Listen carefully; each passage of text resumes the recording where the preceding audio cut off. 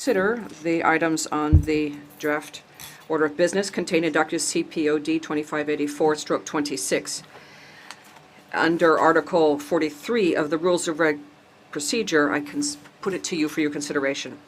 There are no observations. We will so approve.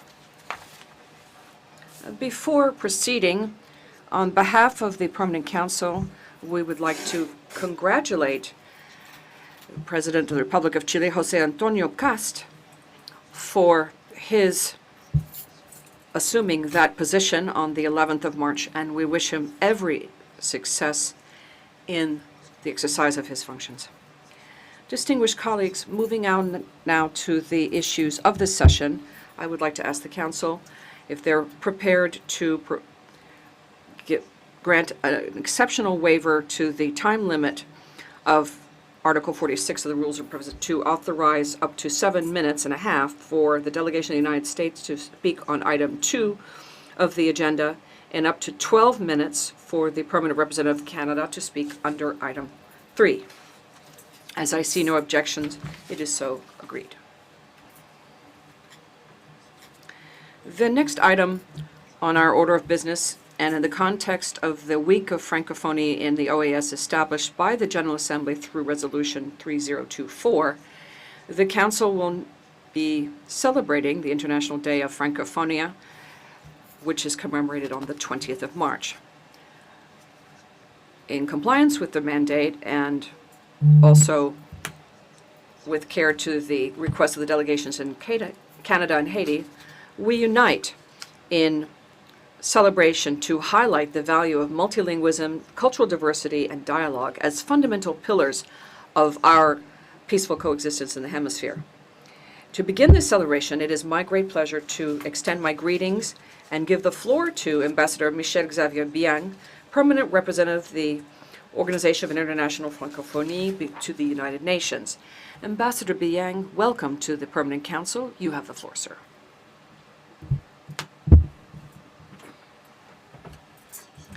Thank you, sir.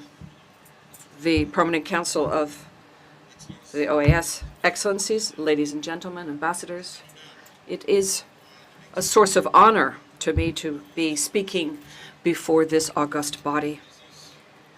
The presence among you and of you reflects solidarity, which throughout the years has only been bolstered more and more.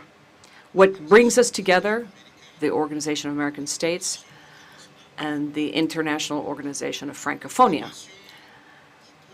This relationship is first and foremost based on an institutional framework. A number of our member states belong both to the Organization of American States and to Francophonie. Argentina, Canada, Costa Rica, Haiti, Mexico, the Dominican Republic, St. Lucia, all are living embodiments of the space of French-speaking peoples. Their dual membership brings together the dialogue between the Inter-American Forum and the Francophone Forum. But beyond institutional bonds, it's common values that bring us together most of all. The Francophone project, just like the American project, are both political and human projects. It's a commitment to peace, it's a commitment to democracy, and a commitment to human rights. It's also about a commitment to multilateralism, because we know that the challenge of our times is never to be met alone, or especially in isolation. And finally, it's a commitment to cultural and linguistic diversity. And that is not a constraint. Rather, it's a source of true wealth. And in that spirit, at the 54th session of the General Assembly of the Organization of American States, a new heading was set in June of 2024, and that was with Resolution 3024, which was adopted, and that enshrines the celebration of Francophonia within the OAS, and it further reaffirms our common commitment to cultural and linguistic diversity in the Americas. If I may, sir, I would like to, in that regard, express my deep-seated gratitude and recognition to the permanent missions of Canada, Haiti, and France. Their mobilization shows us that the vitality of multilateralism is first and foremost based on states' commitment to make it be a living thing. Resolution 3024 is more than mere symbol. It is about the importance of the French language in inter-American diplomacy. It also sends a political signal, one of an inter-American space which is fully attached to language diversity. The International Organization of Francophonie sees this resolution as one that also is a call to action through the intermediary of its representation for the Americas, based in Quebec. The OIF, the Organization of Francophonie, translates that action into administrative action. A number of initiatives have been launched in order to promote the learning of the French language, to bolster teachers' capacity and build capacity in the area of diplomacy and exchanges, cultural exchanges, through the use of French. Since 2025, our action has been focused on training and accompanying teachers of the French language through the organization of regional seminars, pedagogical days in Uruguay, and special days or workshops focusing on the didactics and pedagogy of teaching French abroad. We've also contributed to strengthening language cooperation, diplomatic cooperation, especially through a program to enhance French, which is geared to teaching diplomats and also to provide cooperation with Chile. The aim of this is to support the reintroduction of French in public schools. We have also endeavored to give its full importance to cultural Francophonie. We have the Cultural Francophone Day organized in Toronto, and a great deal of participation by teachers in North America and Latin America show the determination to promote French. And along those lines, on the 13th of March last year, we had the signature of a partnership agreement on the implementation of French language classes aimed at some 100 organizations within the OAS. This was signed by the Secretary General of the Francophonie of the OAS and the Permanent Observer of France. And the signing of this agreement shows our common commitment to multilingualism in a very concrete way. And that's because multilingualism is not just a language issue. It's a fundamental principle underpinning inclusivity, and it's a gauge of equity in the process of negotiations. It makes it possible for each person to fully express their thoughts and to contribute to enriching the multilateral dialogue. Present on 5 continents and largely shared throughout the Americas, the French language is a precious instrument for dialogue, for cooperation, and mutual understanding. The data in the report on the French language around the world, which was revealed on the 16th of March, shows that the number of speakers of French around the world has reached 396 million people, with the French language now being ranked 4th in the world, behind English, Chinese, and Spanish, and before Standard Arabic or Classical Arabic. Promoting the use of French in international organizations is about promoting diversity as a driving force of effectiveness of negotiations. Formalizing our relations with the OAS contributes to strengthening the exchanges between states. It also helps to encourage collaboration between our institutions and to facilitate the action of the OAS in the French-speaking countries of the hemisphere. But our cooperation is not just limited to promoting languages. It also is about the responding to the most urgent challenges. In this regard, for example, Haiti is one of our major concerns. Restoring peace And the speaker was cut off, reports the interpreter. Muchas gracias, embajador. Thank you very much, Ambassador Biang, for your participation, says the chair. And from this Permanent Council, we recognize the very important contribution of the International Organization of Francophonie to the promotion of dialogue, multilateral cooperation, and the values that we share with you. And now, it is my pleasure to extend my greetings and offer the floor to Sylvain Lavoie, who is President Director General of the Center of Francophonie in the Americas. Sir, welcome to the Permanent Council. You have the floor. Thank you, Chair, Excellencies, Ambassadors, ladies and gentlemen. I'd like to begin by most sincerely thanking you for the invitation to participate here. I'd also like to extend greetings from here, the Center for Francophonie in the Americas. It's been here for more than 20 years promoting French. I've been living in Quebec for 5 years and directing the Center for the Americas. But this day of the International Day of Francophonie is a great honor for me to be speaking to you and to speak about French and Francophonie as a lever for development. Next slide, please. If you have opportunity to see that. Thank you.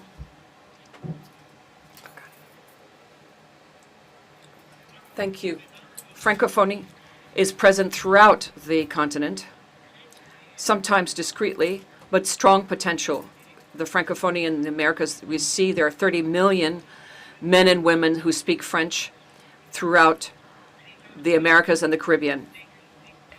There are cultural, political contexts which are very different, very plural, in a minority context often, and they are part of multilingual societies. Next slide, please.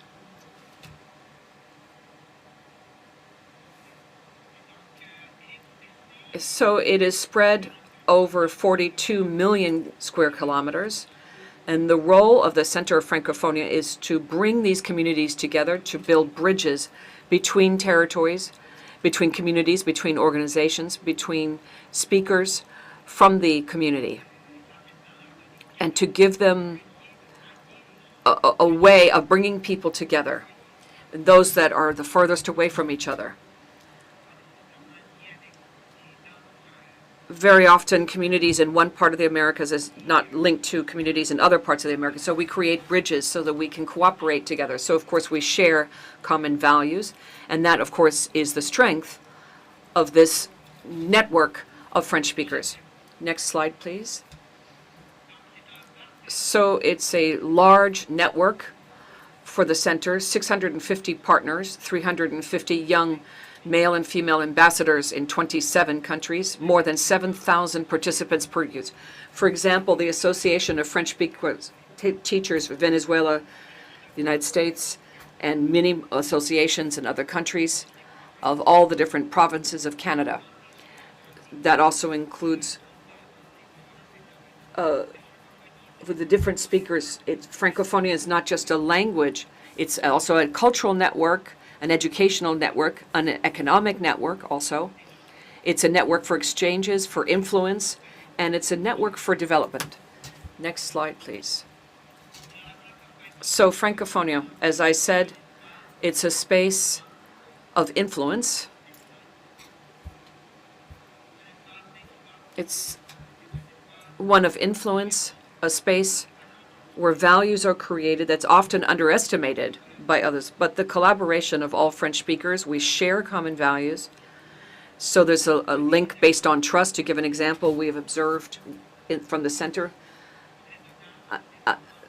a lot of development in the Francophone space to create new markets.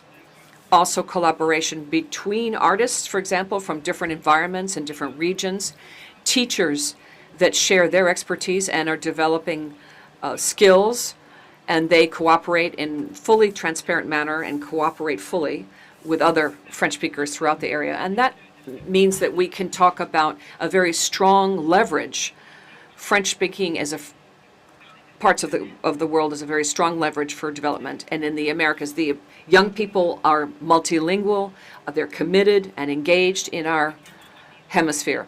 So it's an opportunity to promote it just locally and regional, to use this leverage in organizations and within many governments.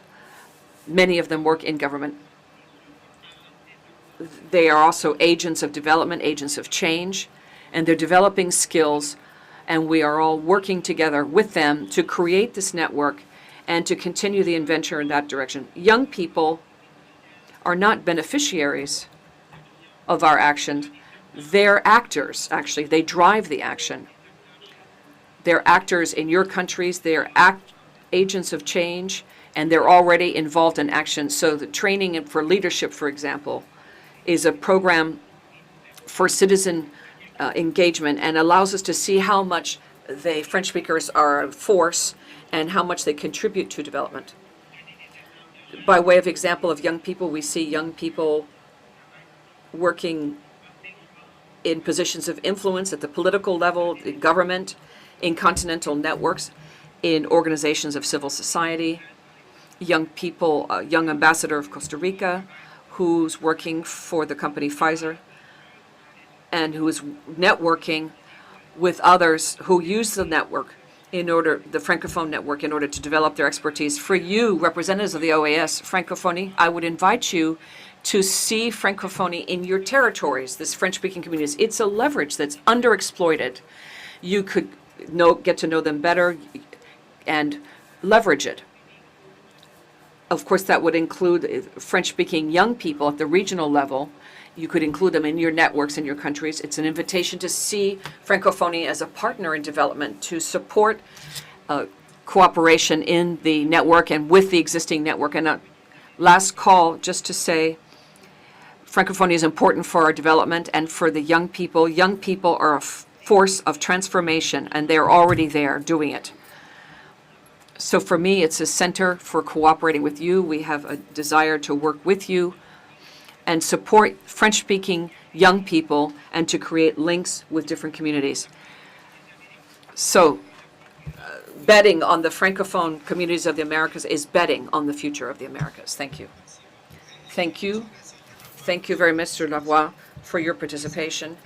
And this Permanent Council would like to express its acknowledgement of the significant work done by the Center in order to bring a rapprochement between our regions and to strengthen the French links in our hemisphere. To conclude these initial presentations, it's my pleasure to greet and give the floor to Madame Yannick Lahens, a well-known Haitian writer, and she is with us virtually. Madame, you have the floor, and welcome to the OAS.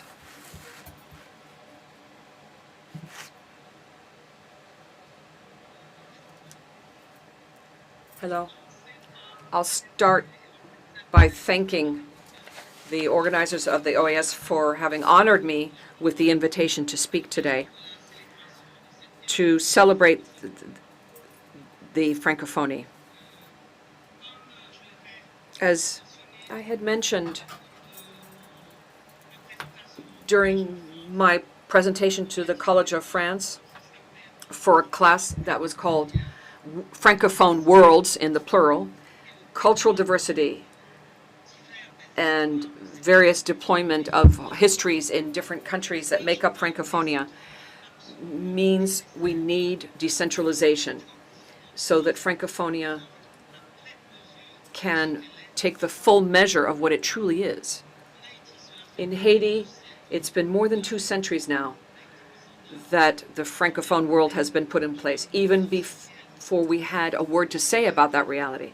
Just to recall here, Jean-Jacques Dessalines, he said, seeing the French as secretaries, we can also employ secretaries who will speak and express themselves in French and who will be seen in magazines in France, England, Germany, United States for intellectual circles. And there we are conveying the ideal, which is the historical unthinkable Haitian Revolution. And the Haiti's Act of Independence, I will recall, was crafted in French. That was also more than 2 centuries ago. And the administrative minutes were written in French, and it's been more than 2 centuries that writers, men and women writers, urgently talk about the heroism of Haitians and economic urgency, social and political urgency of Haitians. It's an urgency that has never less, and we have also never lost our heroism. From some years now, Creole has become an official language along with French. Administrative documents and schooling is done in Creole, so both Creole and French are used. This is the result of a struggle that took place for years and that compels France now to cohabit with the Creole language, and that enriches actually the whole Francophone horizon, because a whole population that had been excluded is now visible and can participate. But what's most interesting is that that social inclusion also goes hand in hand with gender inclusion. Many more women are speaking, are writing, such as my own area, literature. More women are going to school, so they are emerging from invisibility, and they are not only a social, political, and economic force, but these women are also a literary matrimony for French. So it's a contribution on a daily basis in a dynamic way. In parallel to this inclusion of language and gender, Haitian migration has brought French to areas such as mine, like literature, and forced French to cohabit with other languages such as Spanish and English. Today, Haitian literature is written in 4 languages. And what's most interesting is that it's women who made it possible to go beyond the language limits, to transcend them. And they compel us to rethink, based on this multilingualism, to rethink the whole notion of identity, the concept of nation. Does a language have only one flag? Does only one language belong to a nation? So this expansion of Haiti's multilingual literature means we have to rethink what we inherited from the 19th century, and it's shaping the world of tomorrow. Haitian literature is a language of the progress, and it compels us to think about multilingualism in a wholly innovative way. It also refers us to what Edouard Glissant said, and who is, I would say, the indication of the world to come. So I want to underscore Francophonie, the dynamic and this openness, and I have to say that Haitian literature, Haiti's very difficult situation, but also very symbolic situation, made it possible for Francophonie to expand regionally. Gracias, señora Lyons. Thank you very much, Madam Lyons, to share your view and your thoughts with us that enrich our dialogue and which draw attention to everything that we had already mentioned. First, the delegation of the United States, as we had already mentioned, through Ms. Peggy Vian, Executive Director of the Council for Development of French in Louisiana, who is with us today in this session. Mrs. Vian, welcome to the Permanent Council of the OAS. You have the floor. Thank you very much.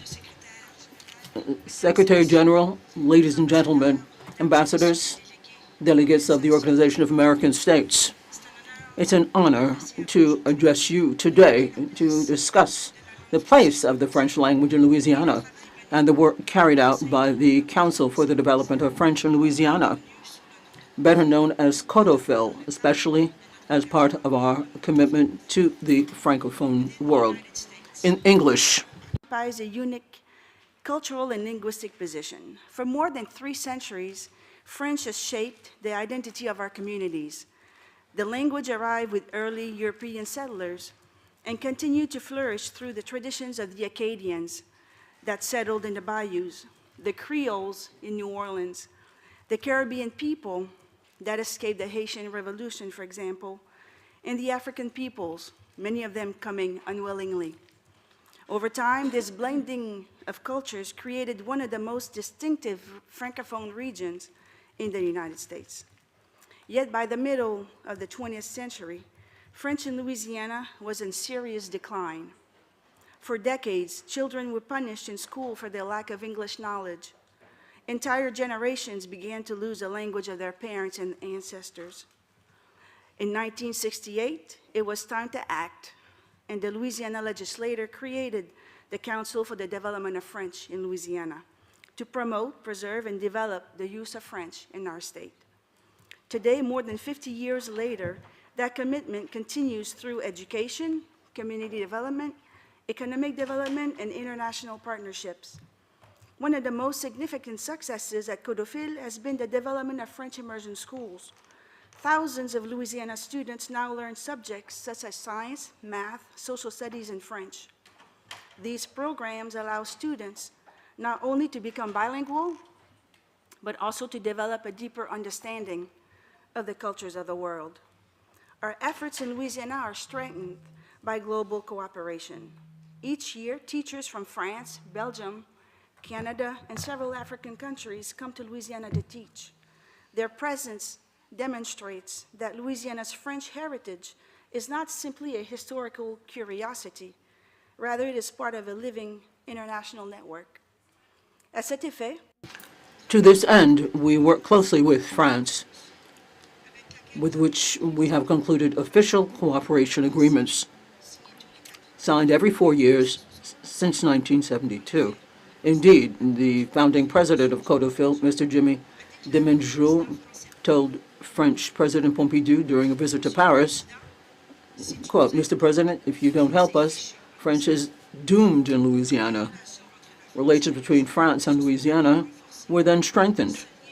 This link was natural, given that France played a crucial role in the American War of Independence. In particular, thanks to the support of Marquis de Lafayette, an ally and close friend of General George Washington.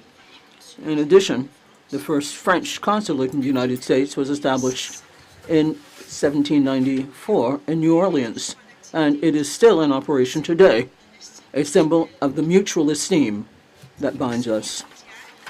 This global link is reflected in Louisiana's accession to the International Organization of Francophonia, the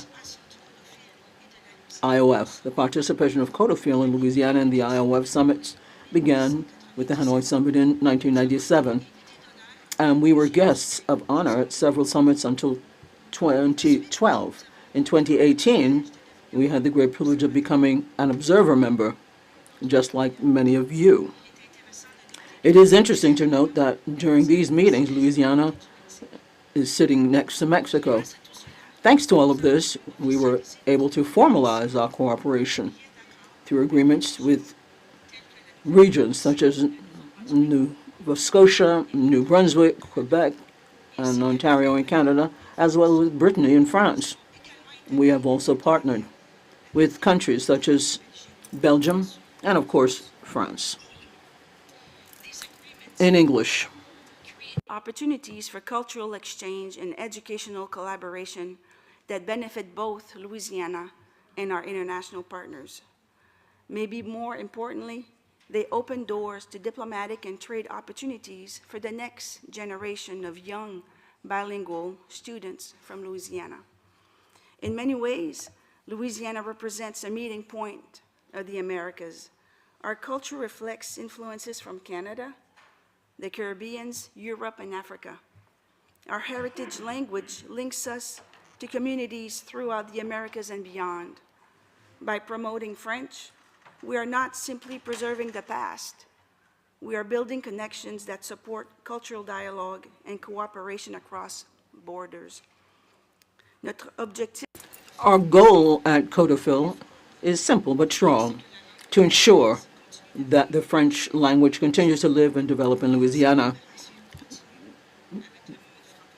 through ongoing cooperation with the Francophone world. We ensure that French in Louisiana remains not only a symbol of the past, but also a tool for the future and a language of opportunities, or a language of opportunities, that is to say. Thank you very much. Thank you very much, Mr. Fihan, for your comments and for being with us here. Delegation now would like to make their comments. Have the floor. Let's give the floor first to Haiti. Thank you very much, Mr. Chairman. It's always an honor to take the floor on behalf of Haiti within the framework of this Francophonie Week and also here at the Organization of American States. This is a time to value not just French and the Francophone culture, but also it's a time to speak about the importance of multilingualism and multilateralism in international relations. Francophonia, as has been underscored, is also a time to get together for countries that have French as their language and for everything they share, and for those who speak French, and to recognize the value of this institution.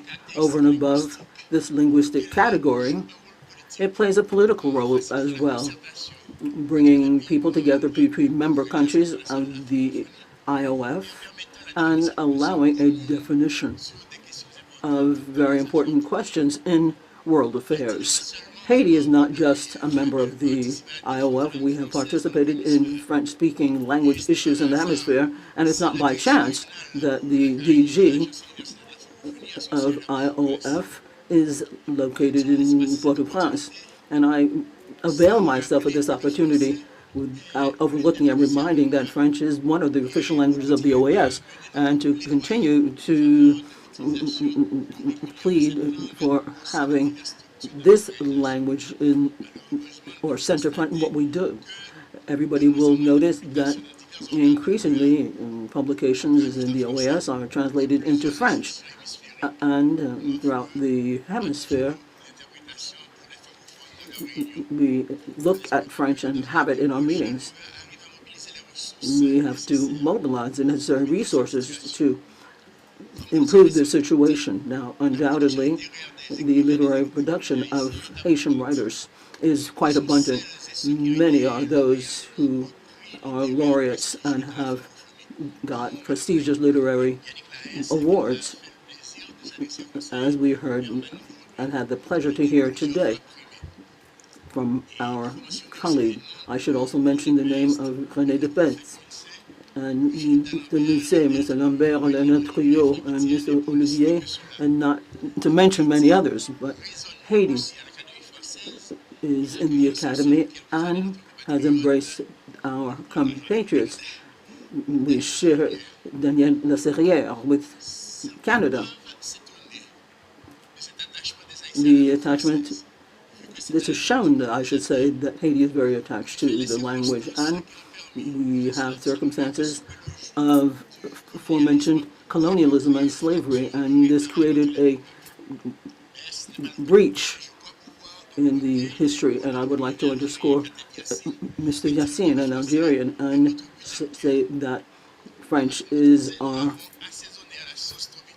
way forward. And it was said that we're not going to let the sun set over the Caribbean, but in particular, this is very complex when it comes to Haiti and broken down because of weapons. But there's a strong relationship of cooperation in many different areas, such as education, justice, security, and many others, well-being, and so on. So the commitment to Francophonie is not just a question of hearkening back to the past. Since independence, we have a double approach for many centuries, and this looks at the development of Haiti as well. In many centuries, there is a debt to overcome injustice. Now, parliamentarians and universities can plead for reparations when it comes to Haitians, and the exchange of ideas in this area is officially between a couple of states, not just in terms of getting something back or having a revanche, but because of historical need for reparations. This is essential for equitable relations in the New World. We are wedded to Francophonie in Haiti, and this is a Francophonie which underscores solidarity, justice. And in closing, I would like to encourage all of you to participate in the various activities this year to celebrate this 50th year of the Francophonie at the OAS and elsewhere. Thank you very much.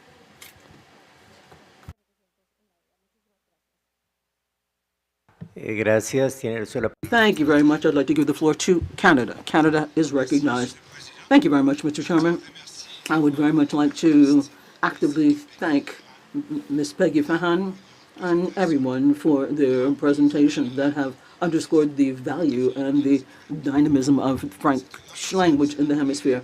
It's time to celebrate with everyone this phenomenon of Francophonia in the OAS. So we're really talking about an ideal moment to remember that multilingualism is one of the benchmarks of our continent. It offers a time to underscore the vitality of the French-speaking community in the face of many different countries on many different continents, including our own. In our hemisphere, we have 15 states and governments that belong to the big family of Francophonia in the International Francophonie Organization, the IOF. And amongst them, this is a place with members, amongst whom Canada, Dominica, Haiti, governments and members, Quebec, and as well as observers, Argentina, Chile, Costa Rica, the Dominican Republic, Mexico, Uruguay, as well as Ontario province and the state of Louisiana. This interest in Francophonia and French speaking in our region is within a larger linguistic constitute where French is the second foreign language, the very important and the second after English in the hemisphere. Canada, we have 22% of the population that has French as their mother tongue, 20 million people. And in addition to that, French in Canada is enriched by and for all Canadians that speak French as their second language, like myself. We have about 11 million people in Canada who can express themselves in French. So this diverse French-speaking universe is based on our national approach and is a unique. French-speaking or Francophonie is not just one language.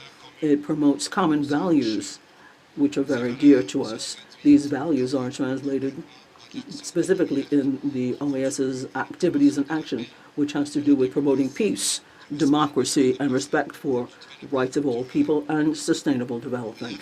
The OAS plays a central role when it comes to women, young people, and vulnerable people in everything that they do.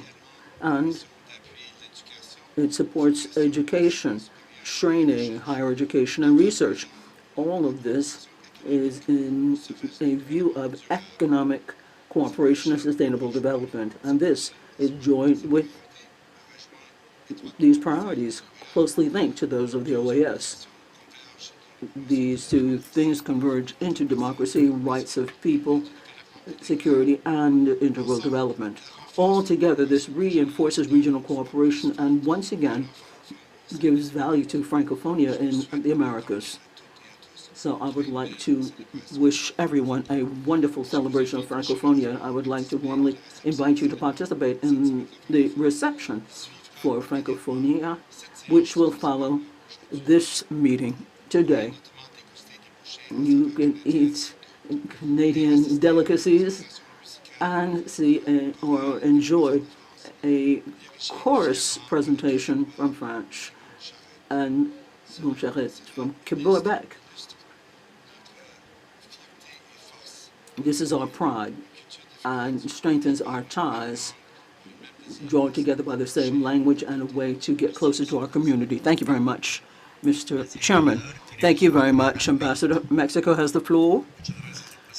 Thank you very much, Mr. Chairman. Good morning, everybody. And the delegation of Mexico truly appreciates the presentations that we've heard this morning. And as an organization observer in the International Organization of Francophonia since 2014, we join in the commemoration of the Francophonia Week in the Organization of American States. For Mexico, Francophonia is a linguistic space and a strategic platform for global dialogue, building consensuses, and using shared values such as peace, democracy, and respect for diversity. Through cultural initiatives, educational and diplomatic initiatives, Mexico has strengthened its ties with the Francophone space in various areas such as education, sustainable development, and human rights, promoting multilingualism in multilateral organizations and international cooperation. The commemoration of this week also invites us to reflect on the linguistic and cultural diversity in our hemisphere. Whilst the OAS recognizes 4 official languages with which member states can do their work, the American continent has a linguistic diversity that expresses and shows all the diversity. According to the UNAM in Mexico, Mexico has 68 indigenous languages, and it is believed that on the continent there are more than 500 native languages. For Mexico, living alongside different languages in international arenas not only broadens access to dialogue, but also strengthens discussion, participation, and mutual understanding amongst our peoples, and makes multilingualism a pillar to reach effective multilateralism. We hope that the OAS is also a space for inclusion that reflects the various linguistic traditions, cultural traditions of our continent as well, and is strengthened towards intercultural dialogue and underscores inclusive multilateralism that works in favor of all people. Thank you very much. Thank you very much, Ambassador. The Dominican Republic has the floor. Thank you very much, Mr. Chairman. Good morning, one and all. I'm very honored, and it is an honor for my delegation to take this point on Francophonia and the week. We would like to express our greetings and our thanks to the panelists who are with us today, Ambassador Mr. Xavier Bien, Mr. Sylvain Lavoie, and Mrs. Lahane, for their very valuable contributions to this dialogue. It's very necessary in our hemisphere. For the Dominican Republic, Francophonia represents a space for identity and shared values that goes over and above the use of one language. Looking at the strategic vision of the Ministry of Foreign Relations, our country has taken on this commitment within the framework of its own multilateral policy, a commitment which is manifested every 20th of March, and it's very vibrant. We join in the global community to celebrate the International Day of Francophonia. For us, this day is not just a day on the calendar, it's an opportunity to reaffirm our opening up to the entire world. In recent activities carried out in Santo Domingo to celebrate this day, the Vice Minister of Multilateral Foreign Policy, Mr. Sellier, reminded us very clearly that the essence of this link for our country is to affirm that Francophonia is not just about speaking French. It's a political, cultural, and human project based on democracy, peace, and solidarity. This view, this vision is what guides our role as an observer in the Francophonia community, understanding that language is the vehicle, but values that bring us together is our destination. In the Dominican Republic, the celebration of this day is the culminating point of an intense month between the Embassy of France, the French team, and our national institutions. This year includes more than 100 cultural and educational events throughout our country. The Day of Francophonia symbolizes diversity that allows us to see this in French and see it not as an academic tool, but a window opened up to an entire community of universal values. And in point of fact, right now, activities are being carried out within the framework of the celebration. The Magistral Conference with a policy for the Caribbean, a French view, given the current challenges under the University of the West Indies, Dr. Laurent Jakovic. In concluding, I would like to pick up another one of the thoughts of the Vice Minister Sillier that is very relevant in the context of this permanent council. He emphasized that in this troubled world, in a multicultural community, obliges us and compels us to be part and parcel, that if you want peace, you have to prepare for peace. So with this spirit of cooperation and harmony, the Dominican Republic reaffirms in this organization its own commitment to continue to strengthen the Francophone ties throughout the Americas as a tool to strengthen dialogue amongst our nations. Thank you very much. Thank you very much, Uruguay. Uruguay has the floor. Thank you very much, Mr. Chairman, and warm greetings and congratulations to our panelists. It's an honor to take the floor right now to reflect on the singular position of Uruguay within the nations that make up Francophonia. We are part, as an observer member, since 2012. Now, while geographic Uruguay is in the southern cone of the Americas, it's universalist in that it has found French, not only as a means of communication, but also because of shared values. The modern identity of Uruguay was built to a large extent looking at France and its republican values, based on freedom, égalité and fraternité. France was the first European country to recognize our independence and our first constitution with the principles of French Revolution. These values were valued by French that left their march or mark on our country. And they came with their educators, their books, and they left a mark on our public education. And we define this as universal education. Our secondary education, which is encyclopedia, has critical thought that also came. A way of looking at the world, a rational, republican world, which is very linked to literature. And in the 19th century, Montevideo became a people of cultural vibrance, where French influence was decisive for forming the literary vanguard in our country. And this could not be understood without French poets who were born in Uruguay, and Mr. de la Casse, El Conde de Montremont, and Jules Laporte, and Jules Subert-Vidal. And in particular, Mr. Vidal is the link between Montevideo and Paris. Born in Uruguay, he wrote in French. His voice was linked to the Rio Platense land beauty. And we had another historical novel on the Civil War that left a mark on our capital. Francophonia is not just a geographic belonging, but a community of languages and sensitivity, awareness that can be rooted in links to Europe. On the 21st, this is renewed when we look at musicians and translators using French as a language of getting together. In 2012, when we became an observer member of the IOF, this was just not an unexpected act, but rather a formulation of a historical, intellectual, and link, one based on love of a sovereign state. Uruguay has developed an ongoing relationship with Francophonia through bilingual programs, French chairs, and cultural cooperation. French doesn't compete with French, I should say Spanish, with other languages. It opens up doors to other ways of thinking, to democracy, human rights, and daily life. Mr. Chairman, Uruguay has been the first country of South America to become part of the Francophonia family as an observer, and this belonging here we project throughout the world and to the world with identity. This reaffirms commitment to democracy, human rights, and international cooperation and amongst nations. Thank you very much. Thank you very much, Ambassador. Brazil has the floor.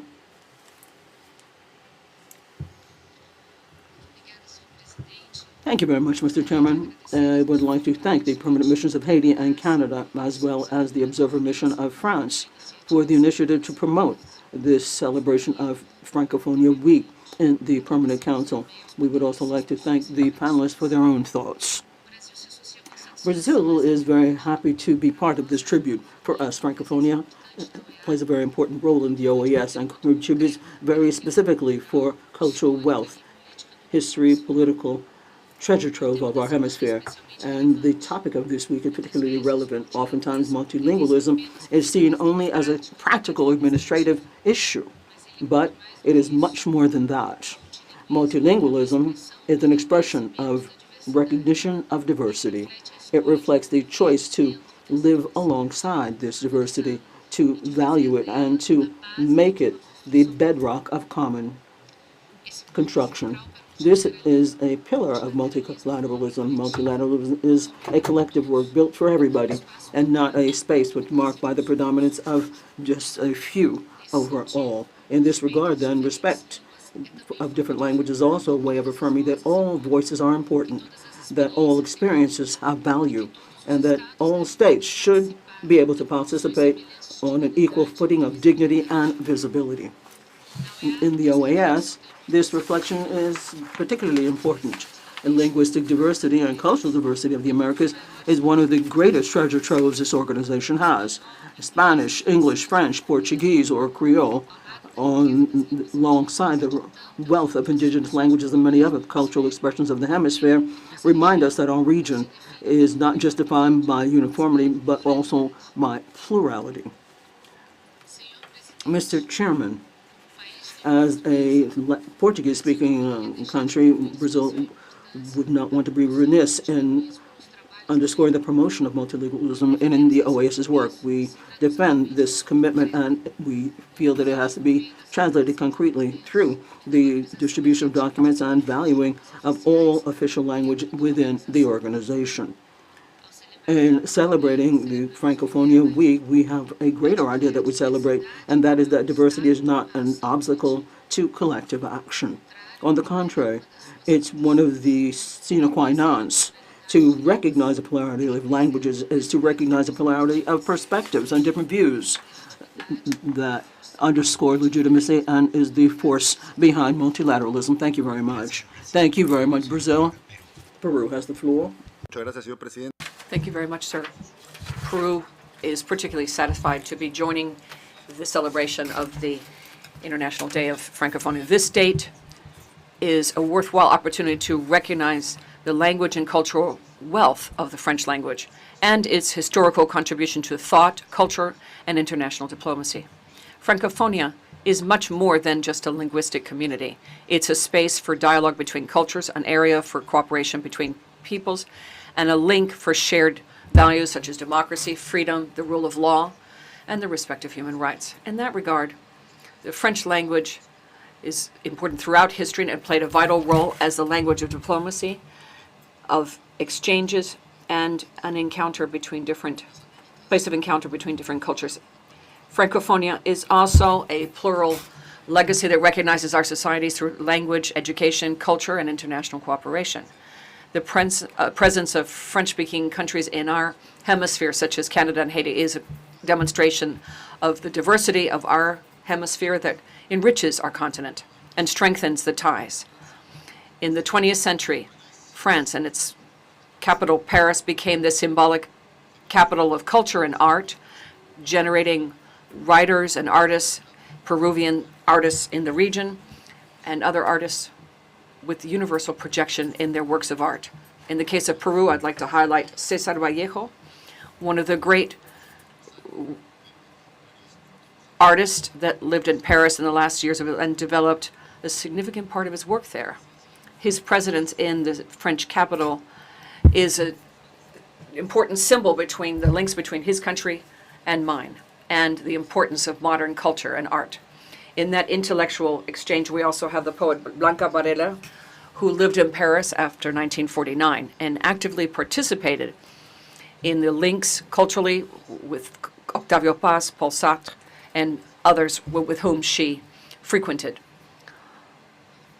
The French capital was also a space for reflection and thought for Ramon Ribeiro, who lived some years in that city, and notable writers such as Echenique, who recently passed away, and others.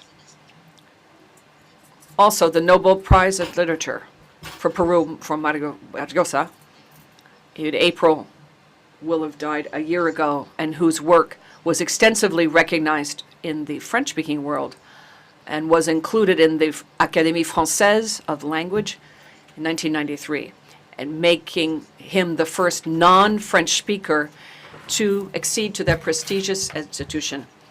This is a deep symbol of the tradition and dialogue of the Peruvian literature tradition and exchange with French culture. These literary and cultural links reflect the long-standing history between Peru and the French-speaking world, with educational, artistic, and cultural contributions, and the permanent presence of French language institutions in our country. In a more interconnected world, language and cultural diversity is important to promote multilingualism in multilateral space, not just expand the possibility of dialogue, but it also strengthens the understanding between our peoples and reaffirms the value of our cultural traditions. Peru would like to thereby express its recognition to the contribution of Francophonia to the Americas and the sound ties that bind us with the French-speaking world. And we see this in our region and many countries in our hemisphere is an indelible part of our society's cultures and also enriches the French groundswell of Peru. Thank you. Thank you, says the chair. I give the floor to Chile. Thank you, Chair. It's been more than 12 years that I haven't spoken French, so I will do my best. Chile would like to thank the organization for this meeting and would commend the statements made by Ambassador Biang, Mr. Sylvain Lavoie, and Madame Fayant. Their presentations enabled us to appreciate their different points of view and angles, the wealth, vitality, and the modern reach of the Francophone world. We would also commend the initiative, the permanent missions of Canada and Haiti, and the observer mission of France in organizing this week on Francophonia in the inter-American context. For Chile, this commemoration is of special importance. Our country participates as an observer in the International Organization of Francophonia, and it's part of the Friends of Francophonia in the OAS. We value this not just as a celebration of language and tradition, but also as a platform to promote principles that we all fully share, such as multilateralism, cultural diversity, education, and democracy. The Francophone Week reminds us that French is much more than just an instrument of communication. It's also a vehicle for thought, for creation, for memory and exchange. In that regard, Chile would like to highlight the cultural dimension mentioned in this session and the role of literature, the arts, and intellectual thought in building more open societies, aware of their plurality. Chile also values the contribution of Francophonia to bringing regions together and building links between the Americas and other parts of the world. Initiatives such as this one reaffirm the importance of cultural exchanges as a tool for mutual understanding. In that spirit, Gabrielle Rod is especially important for Chile. In her, we see a voice that's deeply committed to education, culture, and the encounter between peoples. Her humanist thought, her pedagogical approach, and her sensitivity to the diversity of Americas provide a natural dialogue with the spirit of Francophonie. Also, thinking about learning languages, Gabrielle Mistral wrote in her speech, The Adventure of Language, and I quote, "Although for the time, this moment, we think that language is intrusive in the house, it has not moved." End of quote. Far from impoverishing our spirit, it broadens it and deepens our inner morality. And as Gabrielle Mistral, it invites us to live in more than one house and to be open to the world and to others. Francophonie actually embodies that vocation to make language and thought and creation bridges in the service of dialogue, cooperation, and mutual understanding. Chile renews its appreciation for this celebration and its conviction that through the work of Gabrielle Mistral, culture and language continue to be privileged pathways to understand each other better. Thank you to Chile, says the chair. Colombia has the floor. Thank you, sir. Good morning, one and all. The delegation of Colombia appreciates the opportunity to speak in the Permanent Council to highlight the importance of Francophonia as a space for cooperation, meetings, and dialogue, and to reaffirm common values in our society. We'd like to begin by especially recognizing these permanent missions of Canada and Haiti and the permanent observer mission of France for their role in organizing the activities celebrating Francophonie and the OAS. These initiatives celebrate the French language and bring us closer to diversity of cultures, experiences, and knowledge which enrich the work of this organization. In our region, Francophonie is a natural bridge to facilitate dialogue and opens opportunity for cooperation, especially in education, sustainable development, and inclusion. For Colombia, this link is seen in actions such as this one, and it also reaffirms common values in the multilateral arena, joined by multilateralism, democracy, human rights, peace, and international law. In the bilateral space, our ambassadors also drive these values forward and other initiatives. And there we take advantage to highlight, to promote our agenda on cultural diplomacy in Canada, with Colombian participation in cultural spaces and festivals, especially in French-speaking cities like Montreal. Colombia has also developed initiatives of cooperation in the context of rapprochement with the French-speaking world, promoting joint efforts in this regard. We also work with France and have important cultural, education, and scientific initiatives underway, such as Colombia-France, which is an exchange for artists, students, and researchers and creators in both countries. It contributes to better mutual understanding and knowledge and building lasting bonds between our societies. Plurilingualism is important in our educational priorities. Through the National Ministry of Education, we have been able to make progress in strengthening teaching of French in our schools, including developing a curriculum that was suggested and now benefits thousands of faculty and students. Currently, France is taught in almost 187 educational institutions in Colombia with more than 62,000 students. Boys, girls are discovering these languages and cultures and expanding their horizons. Also, Colombians are part of the university network of Francophonia. That has strengthened academic cooperation and student mobility. In Colombia, in addition to Francophonia, it's mostly dedicated to the young people. Their voices are key to renew the dialogue culturally and to forge new means of cooperation. Sir, in a region as diverse as such as ours, promoting plurilingualism is a specific way to get closer, understand each other better, work closer, and have more trust. For Colombia, Francophonia opens up opportunities to continue strengthening those bonds from education, culture, common values, and diplomacy. In the context of the OAS, we see spaces for great potential to make progress with this agenda. The OAS can be a platform to advance the learning of languages, academic plurality, exchange of educational experiences, and building capacity. Also, we can facilitate dialogue between academic communities, young people, and cultural actors, taking advantage of linguistic diversity as a strength for interrelations regionally. Colombia reiterates its willingness to continue working with all member states and observers and to advance initiatives that promote these values and Francophonia in our region. Thank you. Thank you, Colombia. I give the floor to St. Kitts and Nevis. Thank you very much, Chair. Distingués collègues, chers amis et membres de la communauté. Distinguished colleagues, members of the OAS. Today we come together to celebrate the Day of Francophonie at a privileged time.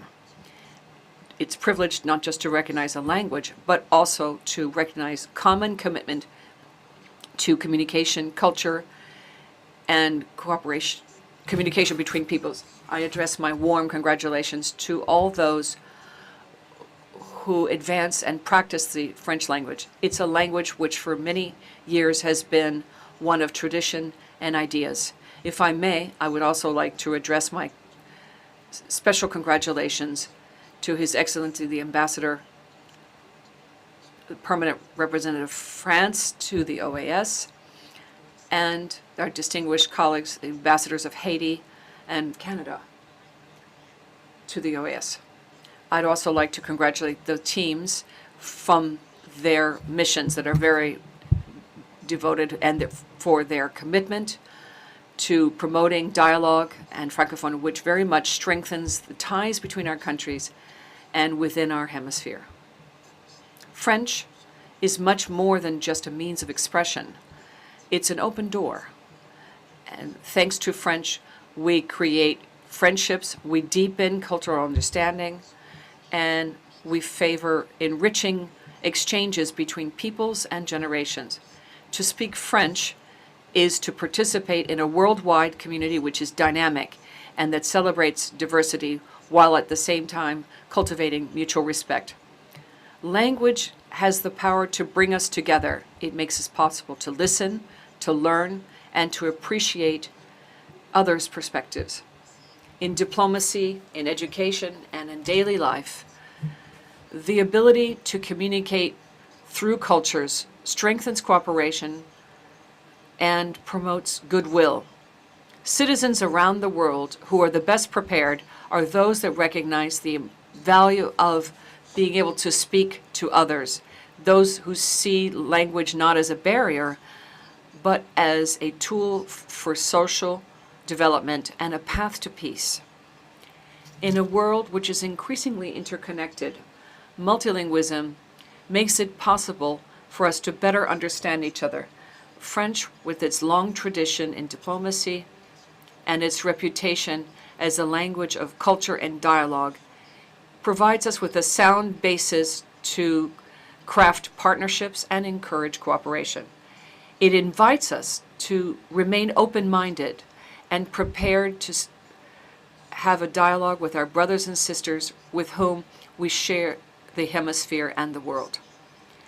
On this day of celebration, we reaffirm our commitment to cultural exchanges, to learning, and to cooperation. We should continue to use language as a bridge. It's a bridge that brings peoples together and inspires cooperation in the quest for a more peaceful and more understanding world. A world from the St. Kitts and Nevis people and the CARICOM countries. I would like to convey our fraternal greetings and our best wishes to all French speakers around the world. Thank you and have a good day of Francophonie. Thank you, Ambassador. I now give the floor in Spanish, Ecuador. Sir, members of the Permanent Council, Madam Assistant Secretary General, we recognize here the presence of everyone here at the Bureau, and we'd also like to express our gratitude to those who have spoken before us. France gave words to freedom, and America, the historical conviction, became a living present, part of the present and the future, and that's why the Republic of Ecuador would like to express its gratitude. Language relativism reminds us that language is not just a way of expressing thought. It also shapes thought, and it drives it to action. The words we use to think influence the way in which we understand the world and the way in which we decide to transform it. What happened in the Americas when our leaders wanted to promote independence, they discovered in their souls, in the words of the French encyclopedia, the ideas of Rousseau expressed in his work such as The Social Contract, and reflections of Montesquieu on the organization of power, all contributed to inspire the political thought of figures such as José San Martín, Bernardo O'Higgins, Antonio José Sucre, and Simón Bolívar himself, those who freed us. But that link was not just a philosophical one, it was also a legal link. The Napoleonic Code became one of the roots of the legal system in the Americas. To a large extent, our civil codes are French in their origins, and with that, it shaped the legal thought of generations of legal experts, especially in Ecuador. Today, Ecuador joins in commemorating the Week of Francophonia with great appreciation. We recognize the intellectual and cultural tradition that profoundly contributed to the development of the values that support our democracies today, and we appreciate the efforts of this both in commemorating Francophonia with the Assistant Secretary General and the Permanent Observer Mission of France. There's something essential here. Cultures don't compete with each other. They dialogue and become richer. It's not a coincidence that Old French, the world culture, served both to refer to cultivating land, to cultivating the mind. Implicit recognition of the integration of a person in their environment. For us, the cultural ground was particularly rich.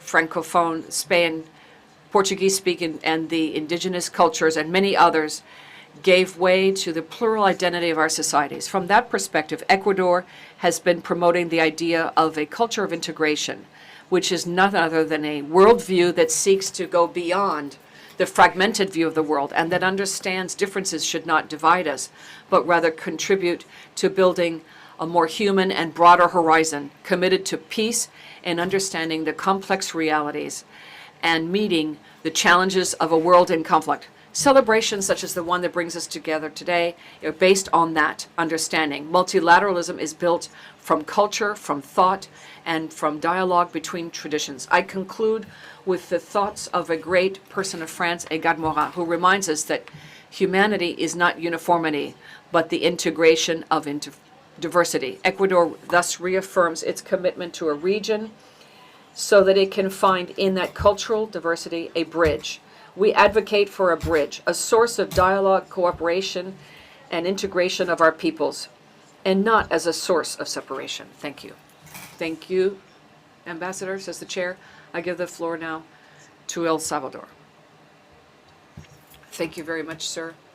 We'd like to thank the permanent missions of Canada and Haiti and the permanent observer mission of France and the co-sponsor states and distinguished panelists for convening this commemoration. Would also like to thank you for organizing the activities in celebrating the Week of Francophonie in this organization. French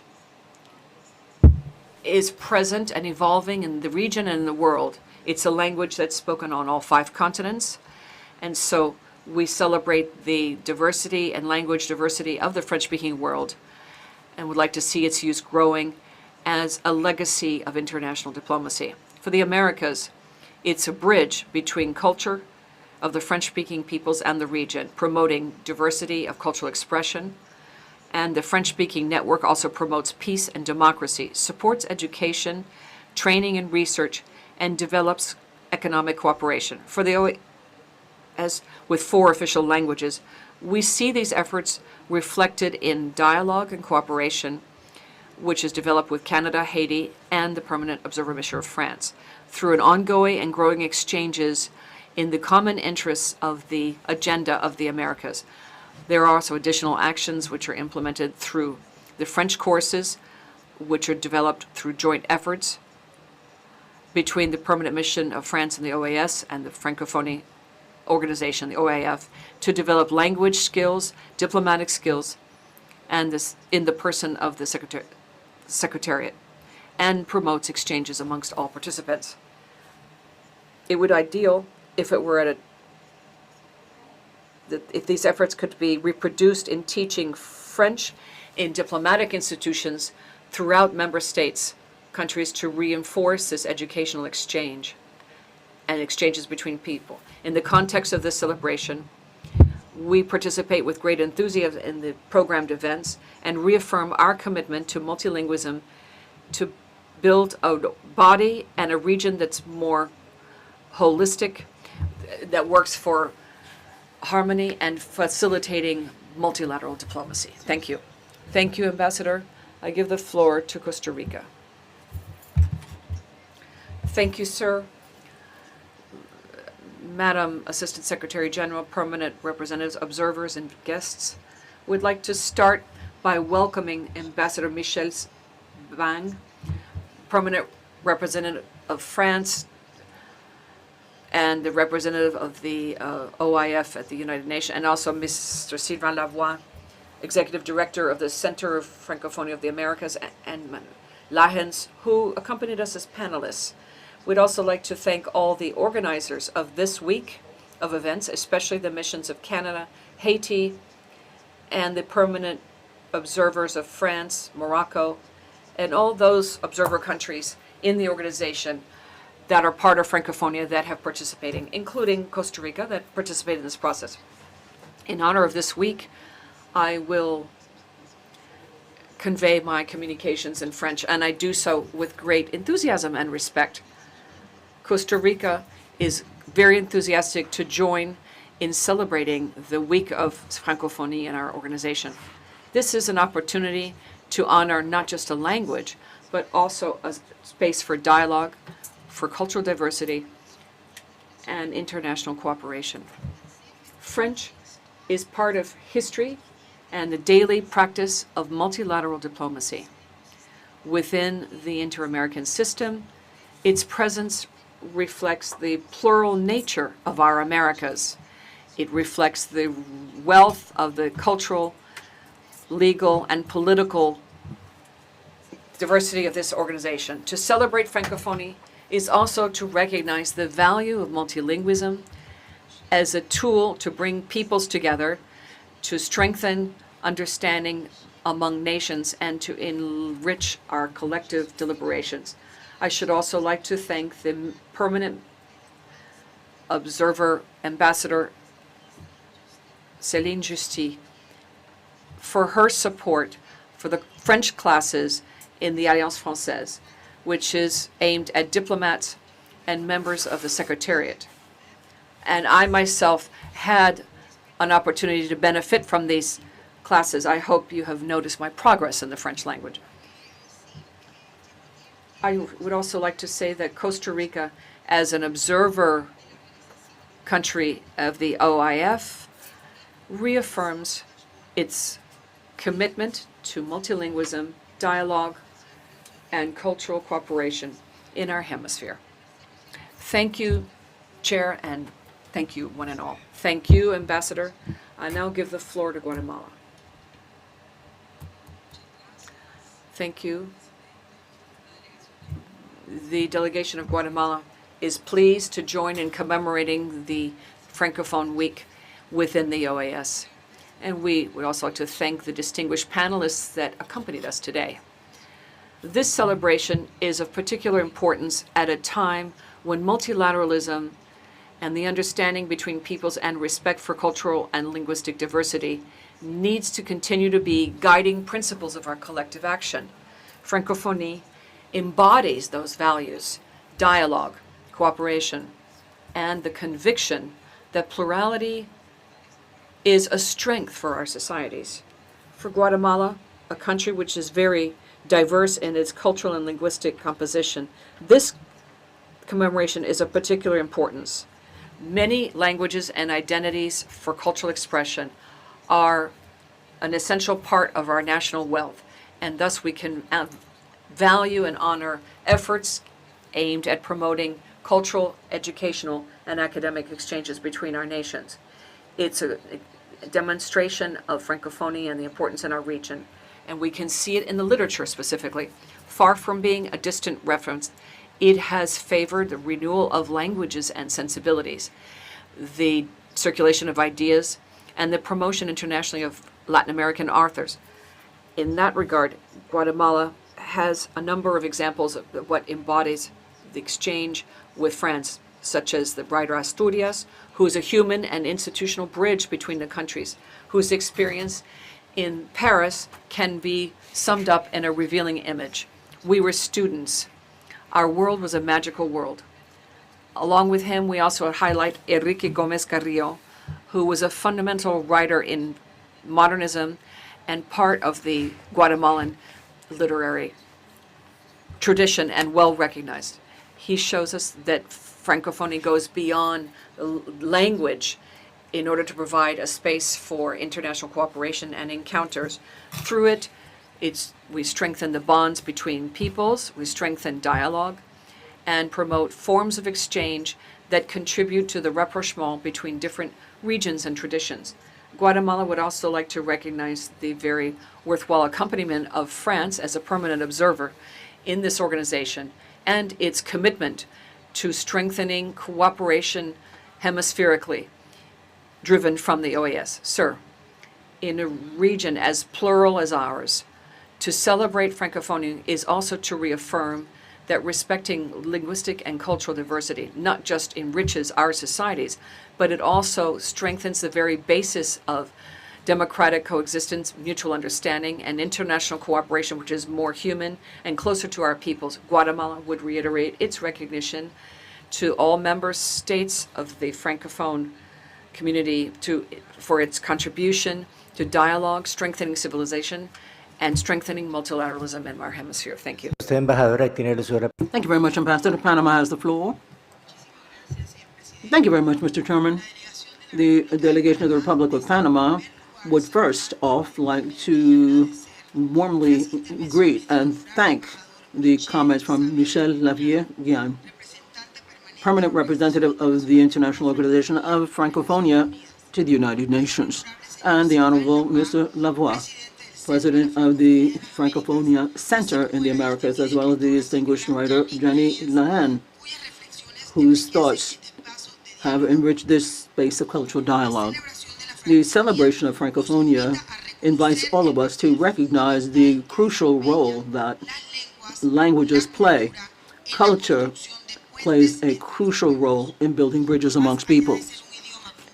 In addition to being a shared language of millions of people in the world, French represents a cultural, intellectual, and literary translation which has significantly contributed to universal thoughts.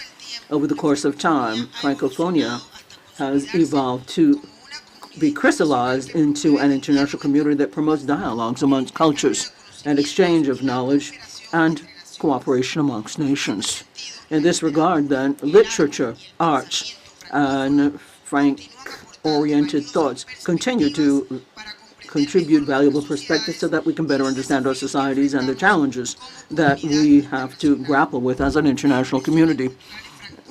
French cultural expression, music, art, visual arts reflect the diversity of experiences, identities that enrich societies, and that this language shares over time that promotes constant exchange of ideas and different activities in the world.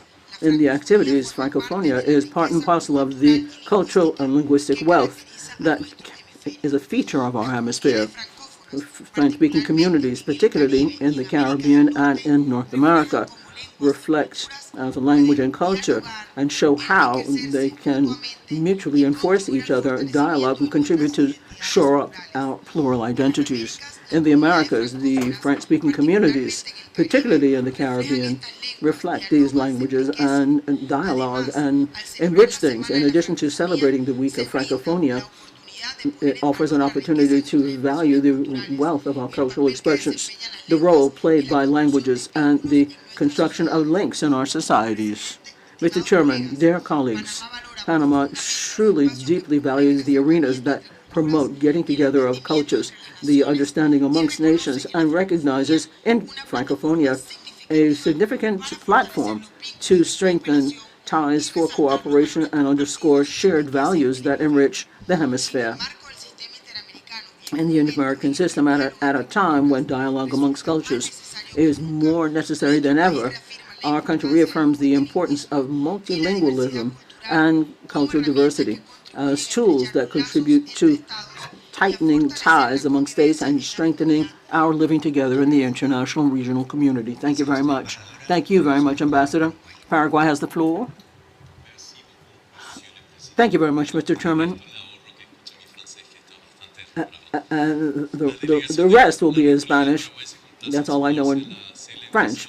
We would like to very much echo the comments made for this week. We remember this every month in March, even though my country is not part of this community.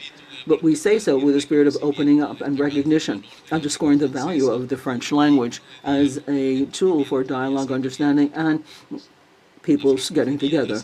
Francophonia goes over and above the linguistic arena. It represents a space of shared values, that is multiculturalism, mutual respect, and the commitment to peace, principles that are very much in lockstep with the inter-American system. However, recognizes the historical influence in my country of the French thoughts in forming our institutions, particularly in law, education, and intellectual life. We also would like to underscore the special tie that unites French with one of the biggest literaires in Paraguay, Mr. Augusto Robastos, who was welcomed in that country during the time he was exiled, and he was distinguished as an official of the Order of Arts and Letters, recognizing his extraordinary contribution to universal literature and dialogue amongst our cultures. In a world that has increasing challenges, Francophonia reminds us the importance of dialogue as an essential tool to build consensuses and promote international cooperation. Paraguay values this arena and reaffirms its commitment to the ideals of understanding and cooperation that Francophonia represents. Merci beaucoup, Monsieur le Président. Thank you very much, Mr. Chairman. Thank you very much, Ambassador. France has the floor. Thank you very much, Mr. Chairman. Assistant Secretary General, ambassadors, ladies and gentlemen, dear colleagues, and friends of the Francophonia, it's a real pleasure for France to take the floor today as we celebrate the week of Francophonia in the OAS. We truly warmly welcome these speakers and the mission of Haiti and Canada. We truly thank them for putting this item on the agenda today. And I would also like to thank all of the colleagues, ambassadors, for the very warm words today. Thank you very much. The members of the OAS have adopted a resolution officially devoting the week of Francophonia in this organization, and this decision reflects a shared commitment. The French language and Francophonia have a place in the dialogue that undergirds this organization. As was already remembered, of the 32 members that you represent, 4 are members of the IOF and 5 participate as observers. And furthermore, in the Americas, more than 33 million French speakers contribute to have this linguistic and humane space. And then finally, as others have already underscored, Francophonia is much more than a linguistic space. It is a place for dialogue, cooperation, and solidarity based on shared values here in the OAS. Peace, respect for diversity, and wedded to multilateralism. In a context where international tensions show some imbalance, we are looking and need more than ever the need to preserve this space of dialogue and cooperation. The week of Francophonia and the OAS, in as much as we're talking about a recent initiative, has injected a very important dynamism into the organization. The mission of Haiti, the OAS, and all the other missions that have participated in this week as observers or members have underscored the importance. And you proposed this week with a rich program in the presence of the Secretary General of the IOF, Mr. Louis Mouchi-Kiabou. This cinema, literature, conferences, multilateralism themes, and the revitalization of regional multilateralism, and very soon music and food. This week you can discover and you can take advantage of all the diversity of the Francophonia. Francophonia is a guiding light in the Americas, and it's part of the daily life through specific initiatives. In Louisiana, the French language is remarkable in its role it plays, and it's closely linked to the partners. We have had the pleasure of hearing the director on this point today. Francophonia is also, in and of itself, in the heart of our organization. We formalized last week a cooperation project between the IOF, OAS, and the French Observer Mission to support courses of French for civil servants, and I'm very happy to have heard some of our students today in French. France also supports, through the OAS, another project to shore up French as a foreign language in 5 states in the Caribbean so as to promote economic development, linguistic and cultural exchanges in the region. And these initiatives speak to specific Francophonie cooperation, mobility, international, I should say regional cooperation, and then it's another way of underscoring Francophonia, where we are particularly wedded to what it represents. The presentation is prepared in cooperation with many years with French architecture as well, And you have this catalog before you. This is an emblematic building that surrounds us today, and it is the Maison des Amériques, and underscores a dialogue of historical ties between the Americas and Europe. We're very happy to pay tribute to that this year. Linguistic diversity, multilateralism, recently spoken about here and in the OAS, contribute together to reinforce the bridges amongst our societies. And Francophonie crystallizes itself here, and we're celebrating and happy to celebrate this here this week and today at the OAS.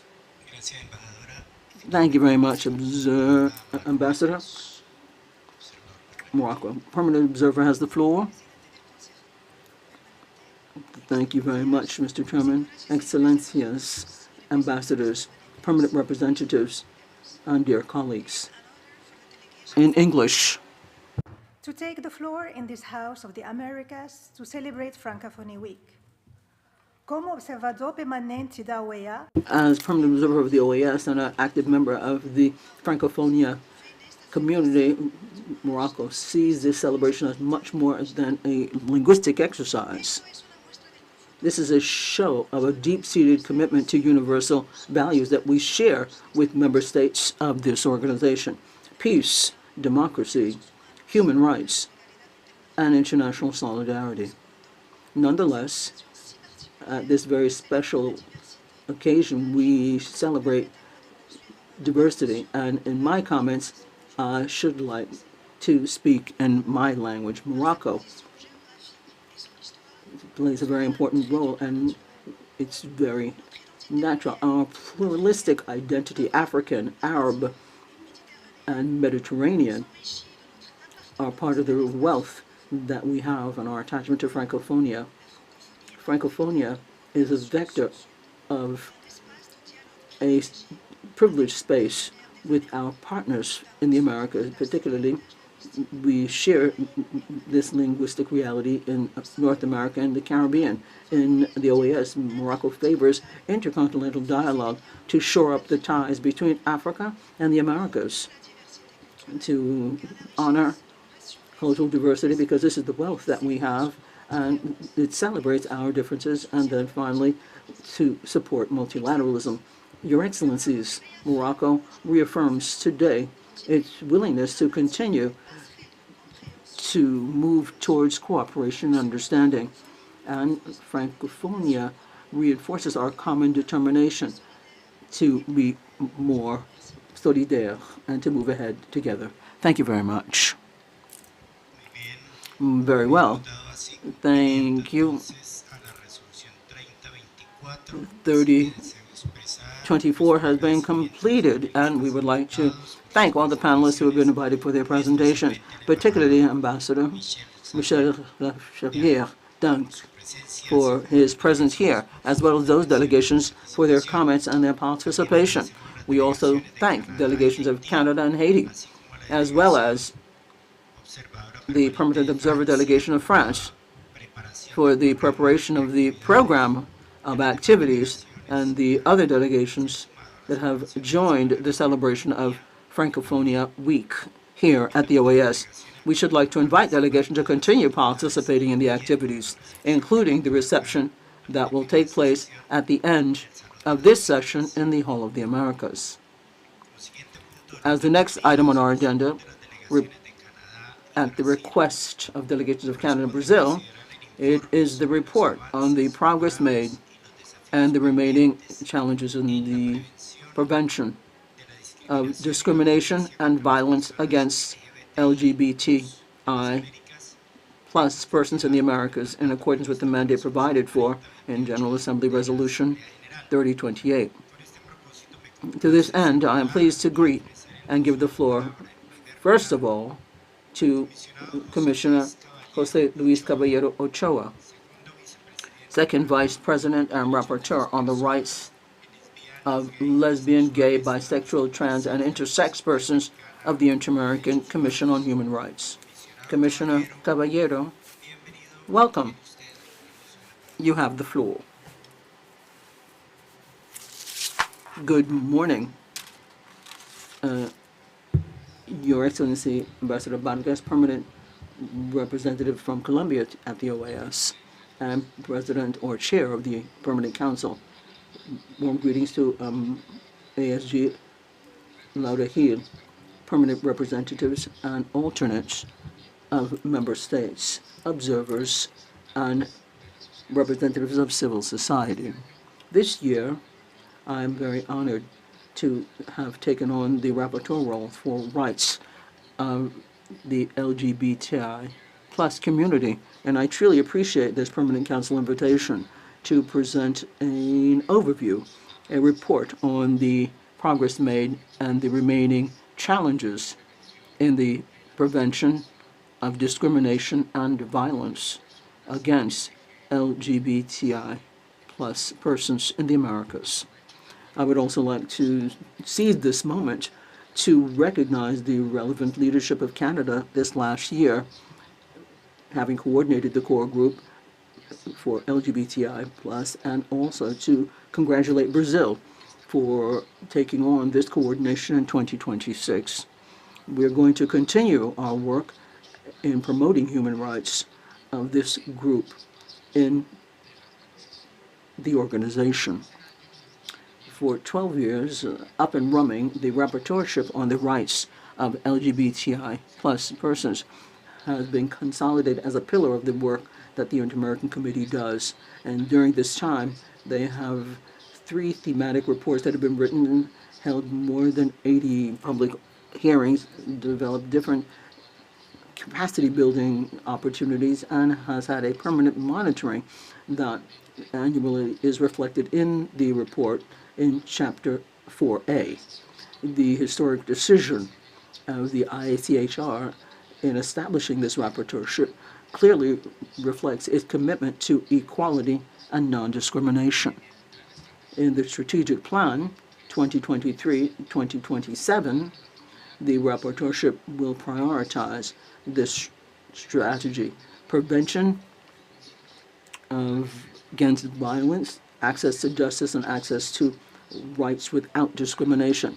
The rapporteurship will continue its monitoring work, its promotion and protection of human rights in this wide-reaching sphere. As far as concerns the progress of the Inter-American Commission, as you know, every year we speak about this in the annual report, and I should like to underscore the following: efforts to eliminate criminalization of sexual relations which are consented between people of the same sex in states such as Antigua and Barbuda, Belize, Dominica, St. Lucia, St. Kitts and Nevis, that have made relevant moves ahead in that direction.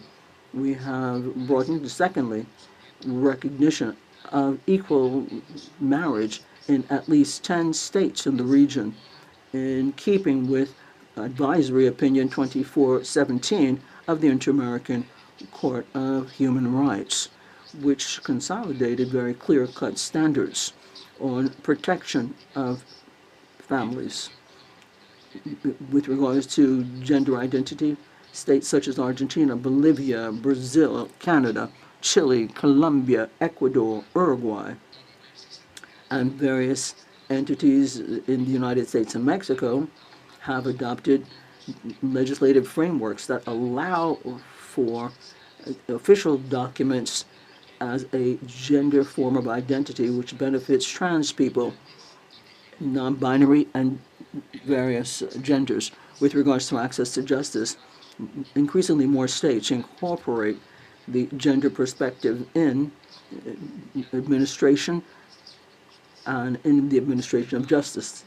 Nonetheless, there are remaining challenges which are far-reaching. In states that historically had made significant progress, we observe the risk of stepping back in public policies.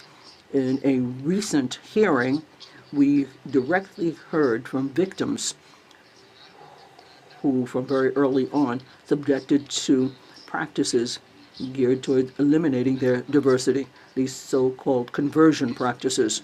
In the first thematic report, the Commission adopted the concept of violence because of prejudice to talk about those who wish to suppress sexual orientation and gender identities which are diverse. And that is why prevention of violence based on discrimination is a part of the bedrock of the Inter-American legal framework. The Inter-American Court, based on the work of the Commission, has reaffirmed and strengthened norms and standards on state relations to prevent, investigate, and sanction violence and prejudice.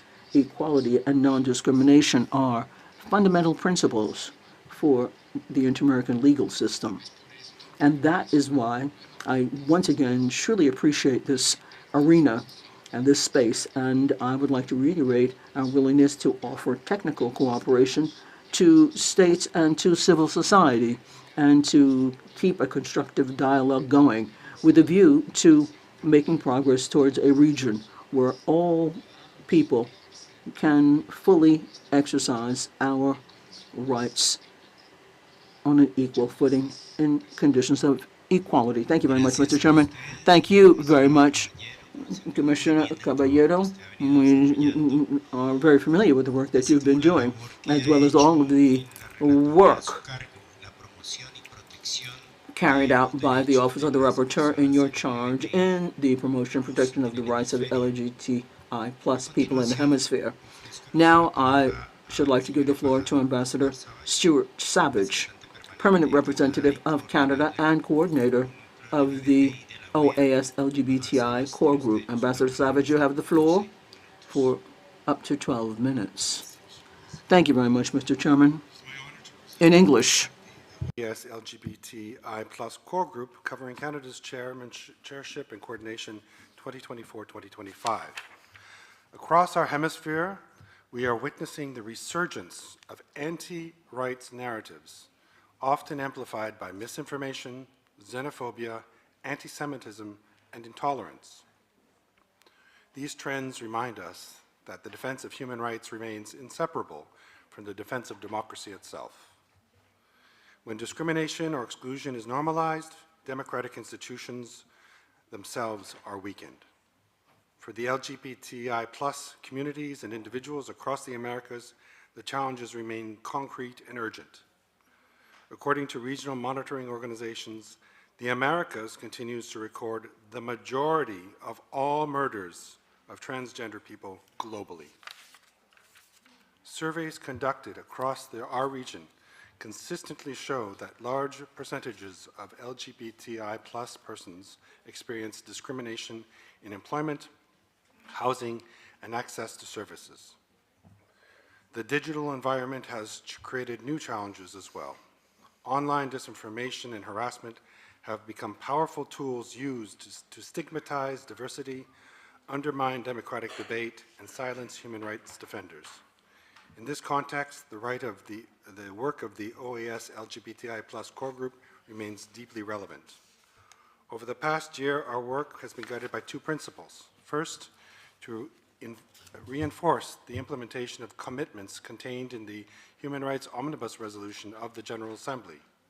Second, to strengthen collaboration with key institutions of the Inter-American system, including the Inter-American Commission on Human Rights, the former Secretariat of Access to Rights and Equity, and the Office of the Special Rapporteur of Freedom of Expression. Allow me to provide a few highlights of this work.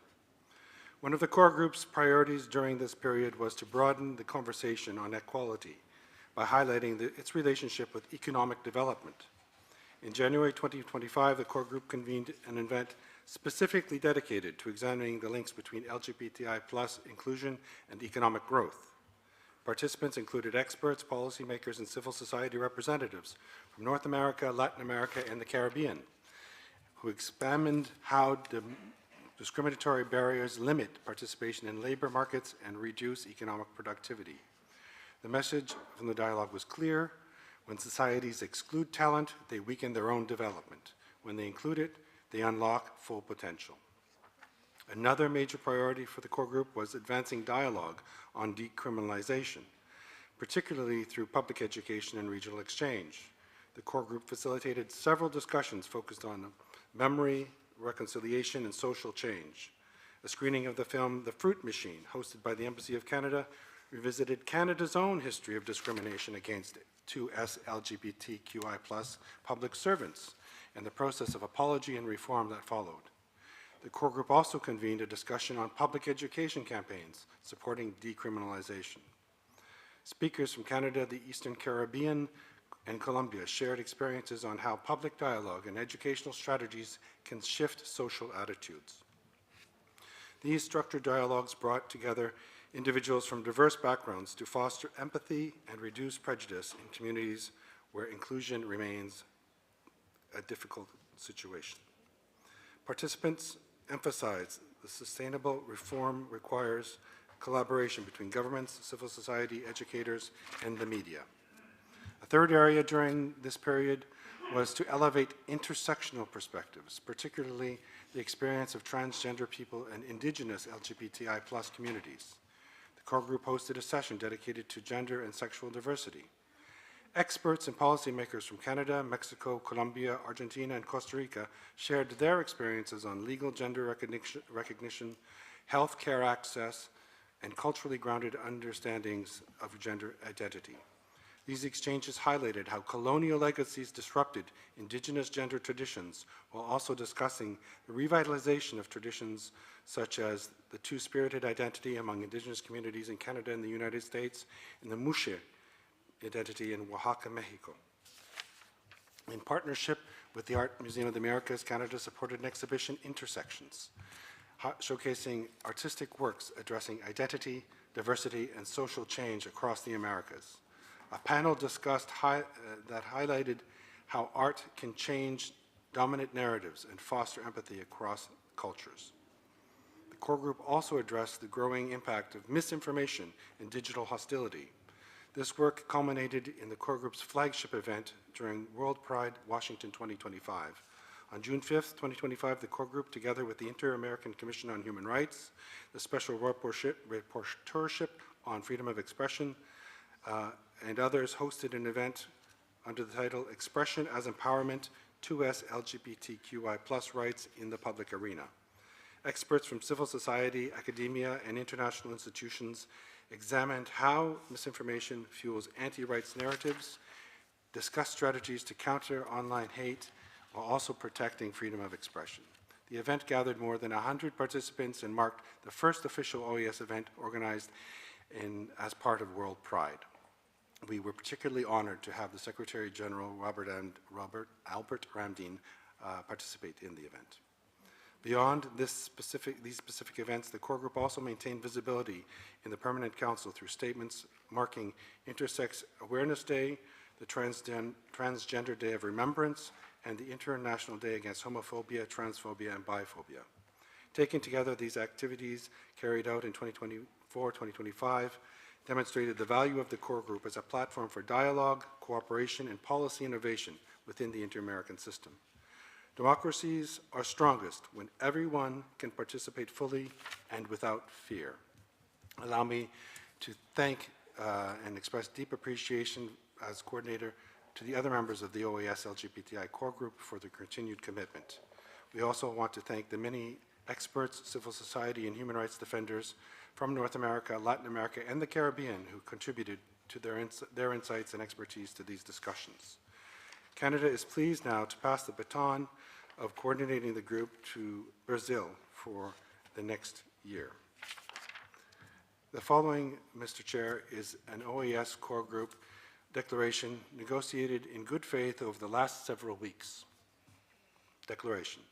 The member states of the LGBTI+ core group of the Organization of American States reaffirm their firm and collective commitment to the promotion, protection, and full realization of human rights of all persons without discrimination of any kind in accordance with the Charter of the Organization of American States, the American Declaration of the Rights and Duties of Man, the American Convention on Human Rights, and the Inter-American Convention Against All Forms of Discrimination and Intolerance. We recognize that equality, human dignity, and mutual respect are essential pillars of democracy and indispensable conditions for peace, justice, and sustainable development in the Americas. In the hemispheric context marked by inequality, polarization, and rising hate speech, we reaffirm that human rights are universal, indivisible, and interdependent, and that their defense requires courage, solidarity, and international cooperation. We are guided by the conviction that the decriminalization of consensual same-sex relationships among adults, the elimination of discriminatory laws and practices, and the adoption of inclusive public policies are indispensable steps towards building societies that are truly free and democratic. We further reaffirm the importance of adopting an intersectional approach, recognizing the multiple and overlapping forms of discrimination faced by LGBTI+ persons, including women, people of African descent, Indigenous peoples, persons with disabilities, and diverse youth. The core group acknowledges the important role of the Inter-American Commission of Human Rights and its rapporteurships, as well as of civil society organizations in advancing inclusive dialogue, fostering mutual understanding, and strengthening the protection of all persons against discrimination. We renew our commitment to continue working constructively within the framework of the OAS to promote human rights education, evidence-based policy, technical cooperation, and inclusive spaces for dialogue. We pledge to support member states in fulfilling their international and regional obligations and in creating environments where all persons can live freely, safely, and authentically without fear of discrimination.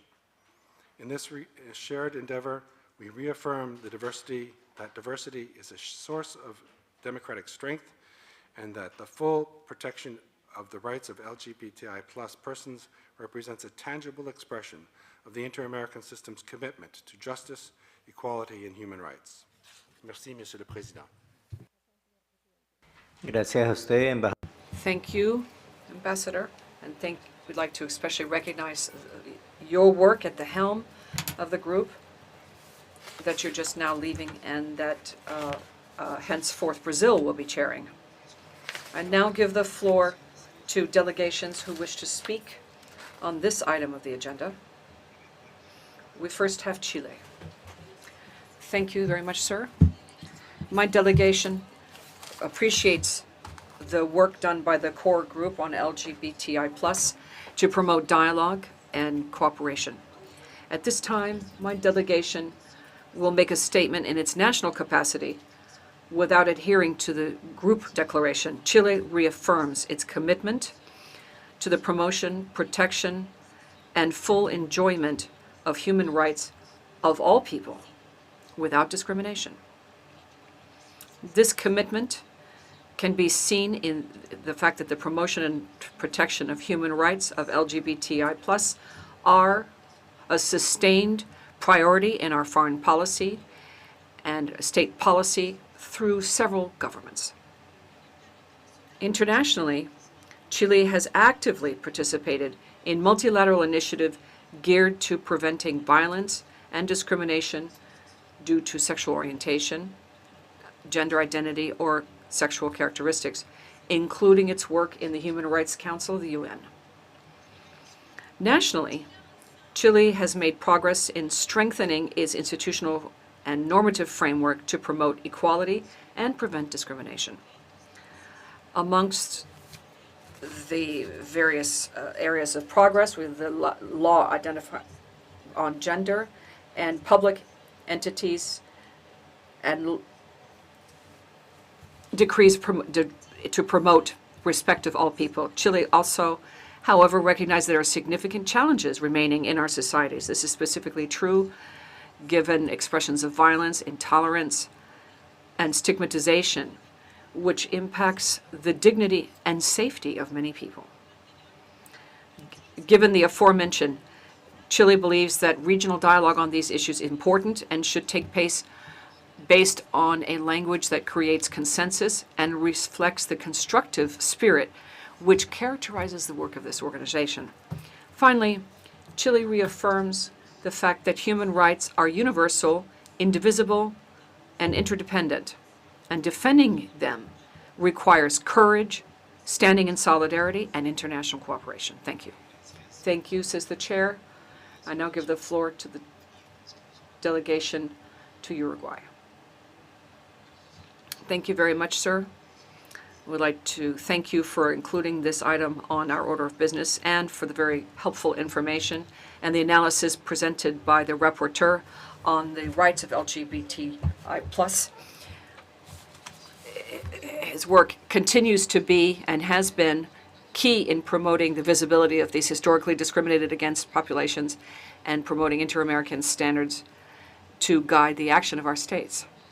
We also would like to recognize and thank the leadership of Canada for its leadership in its leading the core group on LGBTI in the OAS, and we also would like to wish every success to Brazil, who will be assuming the mantle of leading the core group. For Canada, and no doubt Brazil, these contributions of supporting this agenda is a priority in the hemisphere. Sir, the progress made in the region, in the normative area, are not small. They're the result of historical battles and sustained action by civil society, and of course the leadership of the inter-American human rights system, focusing on the needs of this group of people, LGBTI+ and others. And of course, this as a whole has contributed to internationalization of standards for human rights, and in our national legislations we see this reflected. Over the decades, various states have adopted progressive legislation in areas such as recognition of gender identity, equal marriage, adoption, definition of crimes, of hate crimes and incitation to hate. However, notwithstanding this, we are still seeing narratives being promoted, even by people in high-level positions in our region, using their public office to promote things which are a source of alarm for Uruguay. In the Americas, as just presented by the distinguished rapporteur, we see marked by violence. Violence, gender-based violence based on identity or sexual characteristics. The violence continues to be a daily reality in our region, and we see it take many forms, from verbal abuse to physical homicide or institutional discrimination. And of course, there are situations of structural discrimination that persist, and hate, as was mentioned earlier. All of this creates exclusion in access to rights such as health, education, and justice. Thus, we are called upon as states to move from declarations to effective implementation of public policies in this area. In this regard, Uruguay understands that the challenge is not just a legal one, it's also a structural challenge, and it ultimately depends on political will or determination. We need to build institutional capacity to prevent, investigate, and punish violence against LGBTI+. That means not just having normative frameworks which are adequate, but the systems for collecting broken down data and oversight over justice, law enforcement, and public officers. Also, it's fundamental to make progress in eradicating structural discrimination. That requires taking a cross-cutting approach so that people are not having to face multiple and simultaneous forms of exclusion, especially when you link this to factors such as gender, age, migratory condition, race, or other factors. In Uruguay, we underscore the importance of promoting social environments that are inclusive, free of stigmatization and violence, promoting human rights, raising public awareness, and combating hate, also including in digital spaces. At the national level, we've made progress in consolidating our laws in this area. We enacted a law for protection of trans people, a law on equal marriage, which was approved in 2013, and public policies geared to non-discrimination. However, we recognize that there are still challenges, especially with regard to effective implementation of some of these policies. Uruguay would like to reiterate its firm commitment to the promotion and protection of human rights of all persons without any discrimination. And in this regard, we reaffirm the importance of the inter-American system as a space for dialogue, building common standards, and the fundamental role of civil society in driving this agenda. Thank you. Thank you, Ambassador. I now give the floor to Brazil.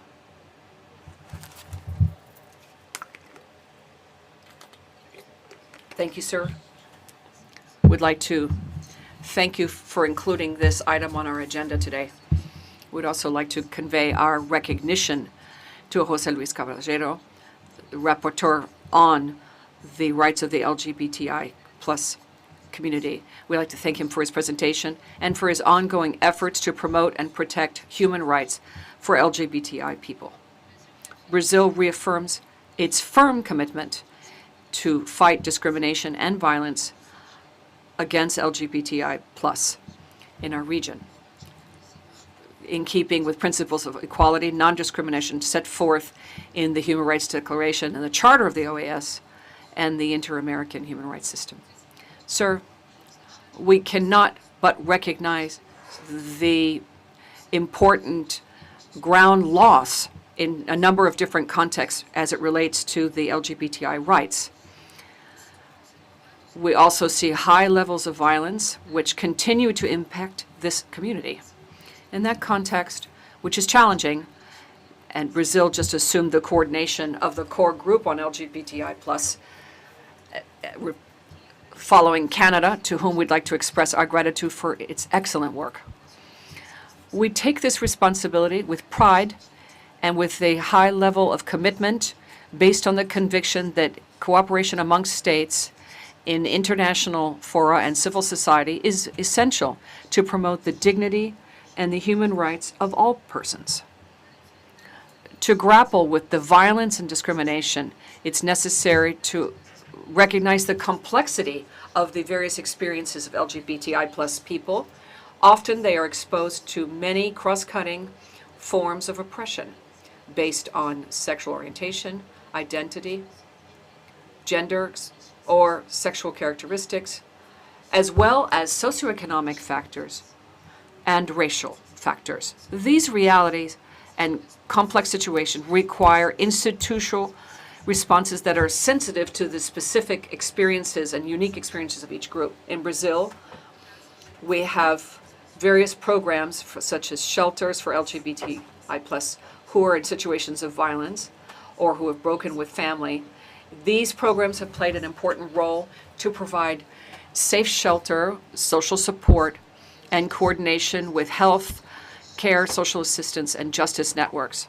Also, the Empowering More program, which is geared to promoting economic autonomy, has contributed to overcoming situations of vulnerability for these people and to facilitate access to professional training and qualifications, access to the job market, and the strengthening of individual capacity and community capacity building.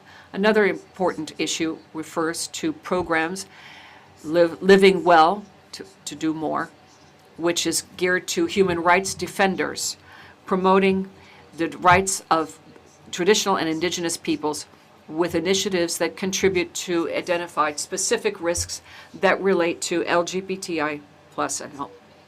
Brazil also recognizes the vital role of educational institutions in promoting a culture of respect of diversity. The federal constitution and the statute of teenagers and adolescents guarantees equal opportunity to education without discrimination. Policies to prevent bullying and provide access to schools seek to ensure that educational spaces are safe environments that are inclusive and welcoming to all. Sir, promoting and protecting the rights of LGBTI+ people is a reflection of states' commitments to the fundamental values of respect of diversity and dignity. Brazil will continue to work with the members of this organization and with the Inter-American Human Rights System as a whole in order to make progress in this common agenda. Thank you. Thank you to the delegation of Brazil. I now give the floor to Mexico. Thank you, sir. The delegation of Mexico appreciates the very worthwhile participation of Commissioner Ochoa on this item of the agenda and reaffirms its support to the work and performance of the Inter-American Human Rights System in promoting and protecting the rights of LGBTI+ people. I'd also like to express our recognition and gratitude to the teams of the Canadian delegation for the excellent work done during their coordination of the group to core group on LGBTI+ in the OAS. We fully subscribe to the presentation made by Ambassador Solange, who put intense days of work in which we voluntarily participated to build consensus. And once that consensus was achieved, we honor our commitment and our word.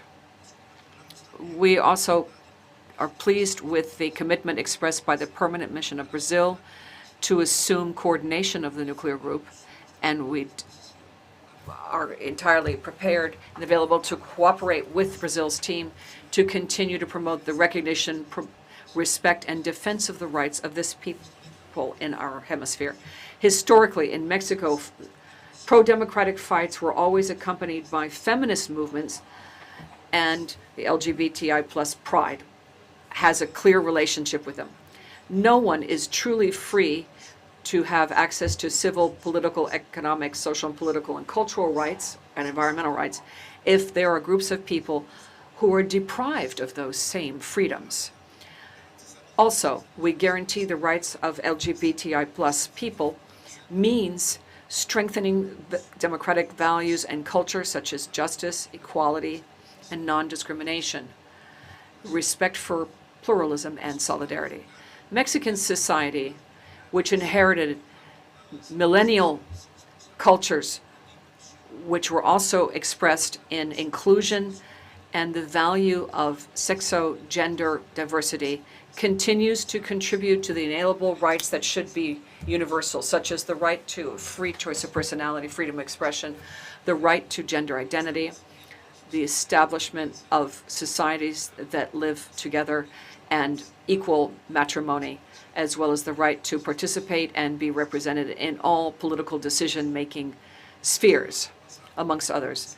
The 3rd of March, the Senate of my country unanimously approved historical reform in order to universalize 14 laws, including the federal law on work, including respect for sexual orientation, identity, gender expression, in order to ban discrimination against the LGBTI+ community. That reform is also our response to an unfortunate and persistent reality. In Mexico and the region, there are still attitudes and prejudices which can cause physical, psychological damage to LGBTI+ people, including taking their lives. Efforts to weaken the rule of law and to weaken protections against discrimination have increased. That is why protecting all rights for all persons are efforts that need to be redoubled and strengthened. In the context of the OAS, Mexico will continue participating in a committed way to the work of the core group on LGBTI+, and we will continue our cooperation with the program for the universalization of civil identity in the Americas to enhance gender identity recognition. Mexico will also continue respectfully urging all member states to subscribe to and ratify the Inter-American Convention against all forms of discrimination and intolerance, recalling here that the principle of equality and non-discrimination is an imperative under international law.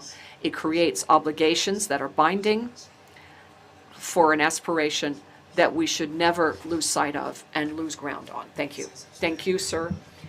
Says the chair. I give the floor to Colombia, and after that, Costa Rica. Thank you, sir. Colombia would like to thank the core group coordination for including this important item on our agenda. Canada would like to thank for their leadership over the last year and for the declaration that was read out this morning. We would also like to thank Commissioner José Luis Caballero for his very worthwhile presentation that contribute to making more visible both the progress made and persistent challenges in this area in our region. For Colombia, guaranteeing the rights of the LGBTI+ people is fundamental in building a more fair, inclusive, and peaceful society. In that context, we have been consolidating a comprehensive approach that guarantees protection, access to just and cultural diversity, recognizing that prejudice-based violence is not just a direct impact, but it also undermines society as a whole and prevents full enjoyment of human rights. In that regard, we'd like to highlight the recent directive handed down by the executive, which establishes a comprehensive mechanism for the prevention of and attention to violence, acts of discrimination against the LGBTI plus people. In this guideline, it maintains importance of investigation, prevention, punishment, and guarantee of non-repetition. It focuses on three main areas. First, in the area of safety and protection, to contribute to plans for protection of LGBTI plus leaders, specific action vis-a-vis public discrimination, private action depriving of liberty, and providing shelter or refuge for people at risk. Secondly, interinstitutional coordination and coordination across the national territory to guarantee the rights of the LGBTI plus people, strengthen public policy, local policies, and put in place a subsystem for participation that would guarantee effective participation of this community and what impacts them. And third, cultural transformation and structural transformation geared to eliminating historical stereotypes and prejudice which have fed violence historically and discrimination.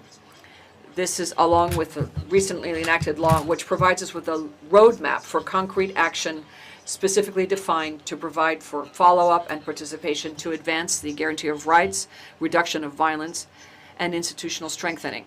Sir, the Colombian delegation would like to highlight a couple of good practices which reflect significant headway that might enrich our exchange.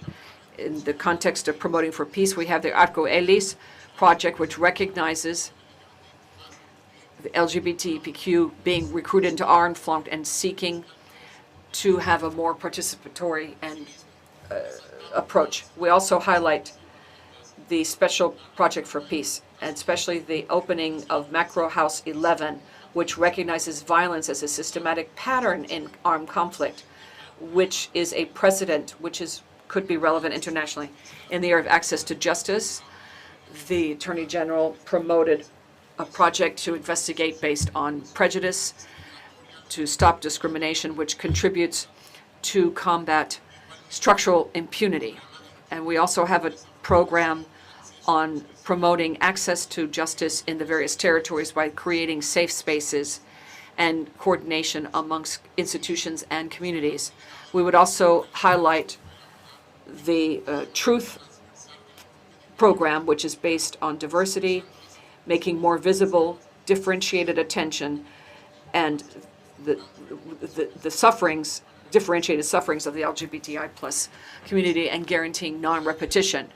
Sir, yesterday the Republic of Colombia signed a decree which institutionalized our feminine foreign policy of our country. This is an instrument which projects internationally our commitment to equality, non-discrimination, and the guarantee of rights for women and LGBTI plus people. This policy is a cross-section approach, which guarantees the rights of persons with gender identity to guarantee their effective participation in multilateral, bilateral environments and international cooperation, and to guarantee their participation in the shaping of foreign policy. Colombia is also positioning the defense of the rights of LGBT+ as a cross-cutting part of our diplomatic efforts to build an international agenda which is more inclusive, equitable, and based on human rights. To conclude, Colombia recognizes that there are still important challenges, especially in eradicating violence based on prejudice, closing gaps territorially, access to resources, and cultural transformations in the long run.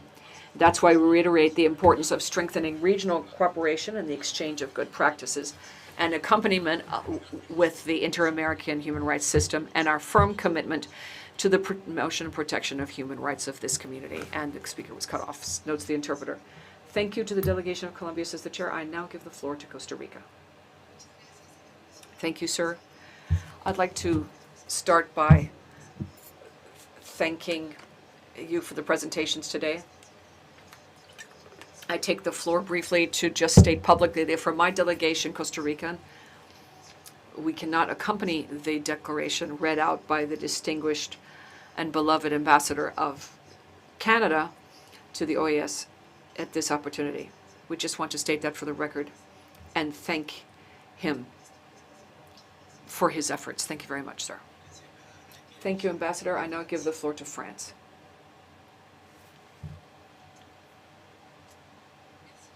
Thank you, sir. Dear colleagues, France thanks the speakers for their enlightening statements and applauds the work of the Inter-American Human Rights Commission, especially the work of Commissioner Jose Ochoa in his capacity as rapporteur on the LGBTI plus community. We would also like to thank the members of the core group on the LGBTI plus of the OAS for their constant efforts to promote equality and non-discrimination in the Americas and the Caribbean. The declaration that was just presented reflects that commitment. The statements that we heard today, as well as the work of the ICDH, highlight the progress achieved in the region and the persistent challenges in the area of prevention of discrimination and violence vis-à-vis the LGBTI plus community. Mr. Chairman, France applauds the important progress seen in recent years in the Americas and the Caribbean, be it about legislative reform or public policy geared to guaranteeing non-discrimination and equality. And in this regard, we'd like to congratulate a number of states in the Caribbean who have recently taken courageous measures to decriminalize the relations between people of the same sex. This is important progress towards the full respect of their rights. However, despite this progress, LGBTI plus people continue to have to face alarming levels of violence, discrimination, and stigmatization in a number of countries in the region and in the world. Violence based on prejudice, especially vis-à-vis transgender people, remains an alarming reality. France firmly condemns this violence and the ideas that fuel it. Protecting the LGBTI plus people is a priority of France's foreign policy. Since 2022, French diplomacy has now an ambassador for the rights of LGBTI plus people and is responsible for bringing that commitment to bilateral and multilateral fora. France also supports civil society organizations and defenders of human rights who often work under difficult circumstances to promote equality and protect the rights of the most vulnerable people. In that context, France supported a project from the IDCH with Brazil, Colombia, and Mexico. The aim was to build institutional capacity in civil society, strengthen its work in the area of preventing discrimination, promote access to justice for the LGBTI plus community. France is pleased to have been able to contribute through this project to the bolstering of the Inter-American human rights system and to efforts geared to creating more inclusive society. France reaffirms its commitment to work with members of the OAS and the human rights system to prevent violence based on prejudice, to fight discrimination, and guarantee that all people, regardless of their sexual orientation or gender identity, can fully enjoy their rights. Because protecting the rights of LGBTI plus is not a community or cultural issue. It's about the universal respect of human rights and the dignity of each and every person. Thank you. Gracias, embajadora. Thank you, Ambassador. I now give the floor to Spain. Thank you, sir. I'd like to thank the mission of Canada and Brazil for including this item on our agenda in the Permanent Council to turn our action and voices towards the needs of the LGBTI community. We'd also like to express our gratitude for the close cooperation to organize this in the context of World Pride 2025, which Secretary General Ramdin participated in. I'd also like to recall the support of Spanish cooperation in promoting civil society identity in the Americas and its recognition of gender identity. We commend the department for its public management, which was effective. And we would also like to congratulate Brazil, which henceforth will be assuming the leadership of the core group on the LGBTI plus. In this time where we see a proliferation of hate speech and action and violations of rights of LGBTI plus community, we'd like to express Spain's rejection of all forms of violence, stigmatization or discrimination that leads to the violations of human rights. Respecting diversity, equality, and tolerance requires support internationally and measures geared to decriminalizing, prevention, and eradication of all forms of harassment, including transphobic, homophobic, or policies of diversity or fighting discrimination, as well as implementation of measures to promote social labor inclusion, especially for trans people. LGBTI plus people face multiple and interrelated forms of discrimination. This is particularly true when they are also part of other vulnerable groups or communities that are historically disenfranchised, such as Afro-descendants, persons with disabilities, migrants, seniors, or people who are in poverty situations. Including them requires a cross-cutting approach that would address all of these inequalities in a structural manner.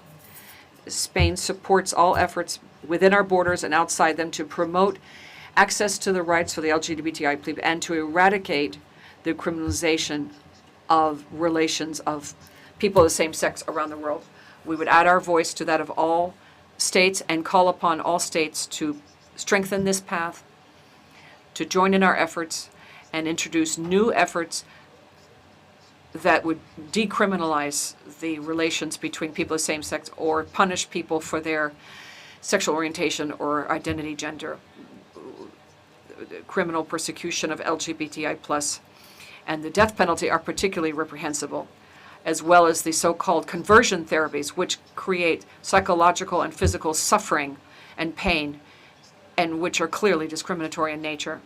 Distinguished colleagues, based on the full respect of human rights and human dignity, and based on strengthening equality, diversity, and prosperity without leaving anyone behind, are major principles. And so public powers need to implement policies that respect international standards for human rights, that promote the effective equality of all people, the LGBTI+, and that fight all forms of discrimination. Spain, from its feminist foreign policy and its chair of the Equal Rights Coalition, is in favor of the rights of LGBTI+ people and highlights sexual diversity and family diversity based on the conviction that egalitarian, solidary, and inclusive or tolerant societies are stronger, sounder, and more resilient. In this regard, we have an ambassador with a special mission within our ministry. Spain is at the helm of recognizing all rights of all LGBTI+ people, and we're thus filled with pride as Spanish men and women. But that would not be possible today without the work of civil society. And in that regard, I'd like to recognize the activists and their families who on a daily basis build societies where all human beings can be and can love freely. Finally, I would reiterate the government of Spain's commitment to the respect of human rights for LGBTI+ people so that their equality before the law would be indisputable and so that no person would be criminally prosecuted or discriminated against due to their sexual orientation or gender identity. Thank you. Muchas gracias, embajadora, por su intervención. Thank you very much, Ambassador, for your comments. If there are no further requests for the floor, once again, I'd like to thank Commissioner Jose Caballero, Second Vice Chair of the ICHR, and Ambassador Savage, again, for their presentations, as well as each and every delegation for their statements on this topic. The Chair proposes that the Permanent Council take note of the presentation of the report on progress and challenges in the prevention of discrimination and violence against LGBTI+ persons in the Americas, and the presentation of the ICHR Rapporteur on the rights of lesbian, gay, bisexual, trans, and intersex persons, as well as the statement read out by Ambassador Savage and the interventions of delegations, thereby fulfilling the mandate contained in General Assembly Resolution 3028. If there's no objection, it is so agreed. Next item, report on the postponement of the celebration of the 10th Summit of the Americas. This is in response to the request made by the delegation of the Dominican Republic. That said, I greet and offer the floor to its permanent representative, Ambassador Mayerlin Cordero, for the presentation of the report on the postponement of holding the 10th Summit of the Americas. Ambassador Cordero, you have the floor. Thank you very much, Mr. Chairman, Assistant Secretary General, permanent representatives, permanent observers. In 2023, the Dominican Republic was honored and had the responsibility of welcoming the 10th Summit of the Americas, envisaged originally to be held in Punta Cana in December 2025, reaffirming its vocation to contribute to strengthening political dialogue at the highest level in the hemisphere. Since then, our country has seriously spearheaded and very purposeful the idea to promote an agenda centered on human security, democratic institutionality, and sustainable and inclusive development. According to the motto, building a safe hemisphere, which is sustainable and with shared prosperity, we wanted to move towards substantive commitments and tangible results in the face of common challenges that our region is grappling with. In this regard, then, the Dominican Republic had ample consultations and politically prepared within the summit's processes of the Americas. Meetings of the review group for implementation of the summit Greek were held, as well as regular meetings and ministerials that allowed us to make substantial progress in identifying priorities that are shared and in striking consensuses on the hemispheric agenda. As such, negotiations for the draft declaration greatly made progress to the last Greek meeting held in October 2025.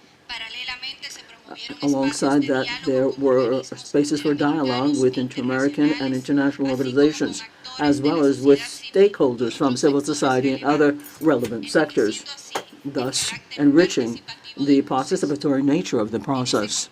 In this context, we also promoted initiatives such as the 6th Forum of Young People of the Americas in coordination with the Young Americas Business Trust, YABC, and all of the preparations for the 5th Business Summit of the Americas with the Inter-American Development Bank. These efforts reflect the firm commitment of the Dominican Republic to build an inclusive summit, one that is participatory and geared toward results. Nonetheless, the international context has evolved towards a particularly complex scenario which hamstrings striking broad-based consensuses that this kind of summit requires to come up with significant and sustainable results. Given this scenario, and given our responsible reflection and consultations with various states, the government of the Dominican Republic has deemed it relevant to propose that the 10th Summit of the Americas take pause until we have more propitious conditions for holding the meeting. This decision does not in any way mean that we are undermining the commitment taken on by our country as the headquarters or the host. No, it's to embrace the political value, the credibility, and the efficacy of this very important mechanism for hemispheric coordination. Similarly, this determination will allow us to responsibly look at the institutional preparation and processes given the current realities, preserving the necessary conditions for an eventual meeting which will have the necessary guarantees for participation and consensus as results that characterize the summits of the Americas. We would like to express our sincere recognition to the national coordinators of the summit's process, to member states of this organization, and the General Secretariat's team, particularly the Summit of the Americas Department, for their cooperation and coordination over the course of the process. It is propitious to make special mention of the leadership of the Secretary General, Albert Ramdi, who has given decided report to all the preparatory work of the Dominican presidency in the summit's process. We also value the contributions from the Joint Summits Working Group, GTTC, as well as the participation of the private sector, the young people, and civil society, the contributions of which have largely contributed to this process and enriched it. The Dominican Republic reiterates its firm commitment to multilateralism, to strengthening the inter-American system, and to promoting dialogue, cooperation as sine qua non pillars to confront the challenges in our region. In this spirit, then, our country is more than willing to continue to accompany this process and evaluate when we deem propitious coming back to the process. Thank you very much, Ambassador Mayerling, for your presentation, of which this Permanent Council has taken due note. We've taken due note of your comments. Now I should like to give the floor to delegations who wish to speak on this agenda item. Argentina has the floor. Good morning, Mr. Chairman. But as much as I didn't take the floor, I'd like to warmly greet you and the entire top table and all my colleagues. I very attentively listened to the comments from Ambassador Mayerling Cordero, permanent representative of the Dominican Republic. My delegation very actively participated during all of the talks and the preparatory discussions that took place for the summit in the Dominican Republic. And we perfectly well know the level of commitment of the Dominican Republic to the summit with a view to finding a space to be able to discuss things and to exchange ideas, and particularly to move toward effective results so that the summit is a political success. And I perfectly well understand the reasons mentioned by the esteemed delegate from the Dominican Republic to understand that perhaps it's time to take pause, to reflect, and to take the decision at the propitious time as to when to relaunch holding of this meeting. Argentina absolutely supports the decision taken by the Dominican Republic and is going to stand steadfast by its side so that we can work together and see how we can evaluate and to see when the exact opportunity will come up to begin to work again and build the broadest consensuses and maintain union and diversity in the next Summit of the Americas. Therefore, I repeat, we stand by solidarity, full understanding, and we will go along with the decision by my dear Dominican brothers and sisters. Thank you very much. Ambassador of the United States has the floor. Thank you, Chair. The United States thanks Ambassador Cordero for her report on the postponement of the 10th Summit of the Americas. As Secretary Rubio has said, we fully support Dominican President Abinader's decision to postpone the Summit of the Americas and will continue to work with the Dominican Republic and other partners in the hemisphere to plan a productive 10th Summit focused on strengthening economic partnerships and enhancing security for our citizens. Thank you, Mr. Chair. Gracias, Estados Unidos. Thank you very much, United States. Costa Rica has the floor. Thank you very much, Mr. Chairman.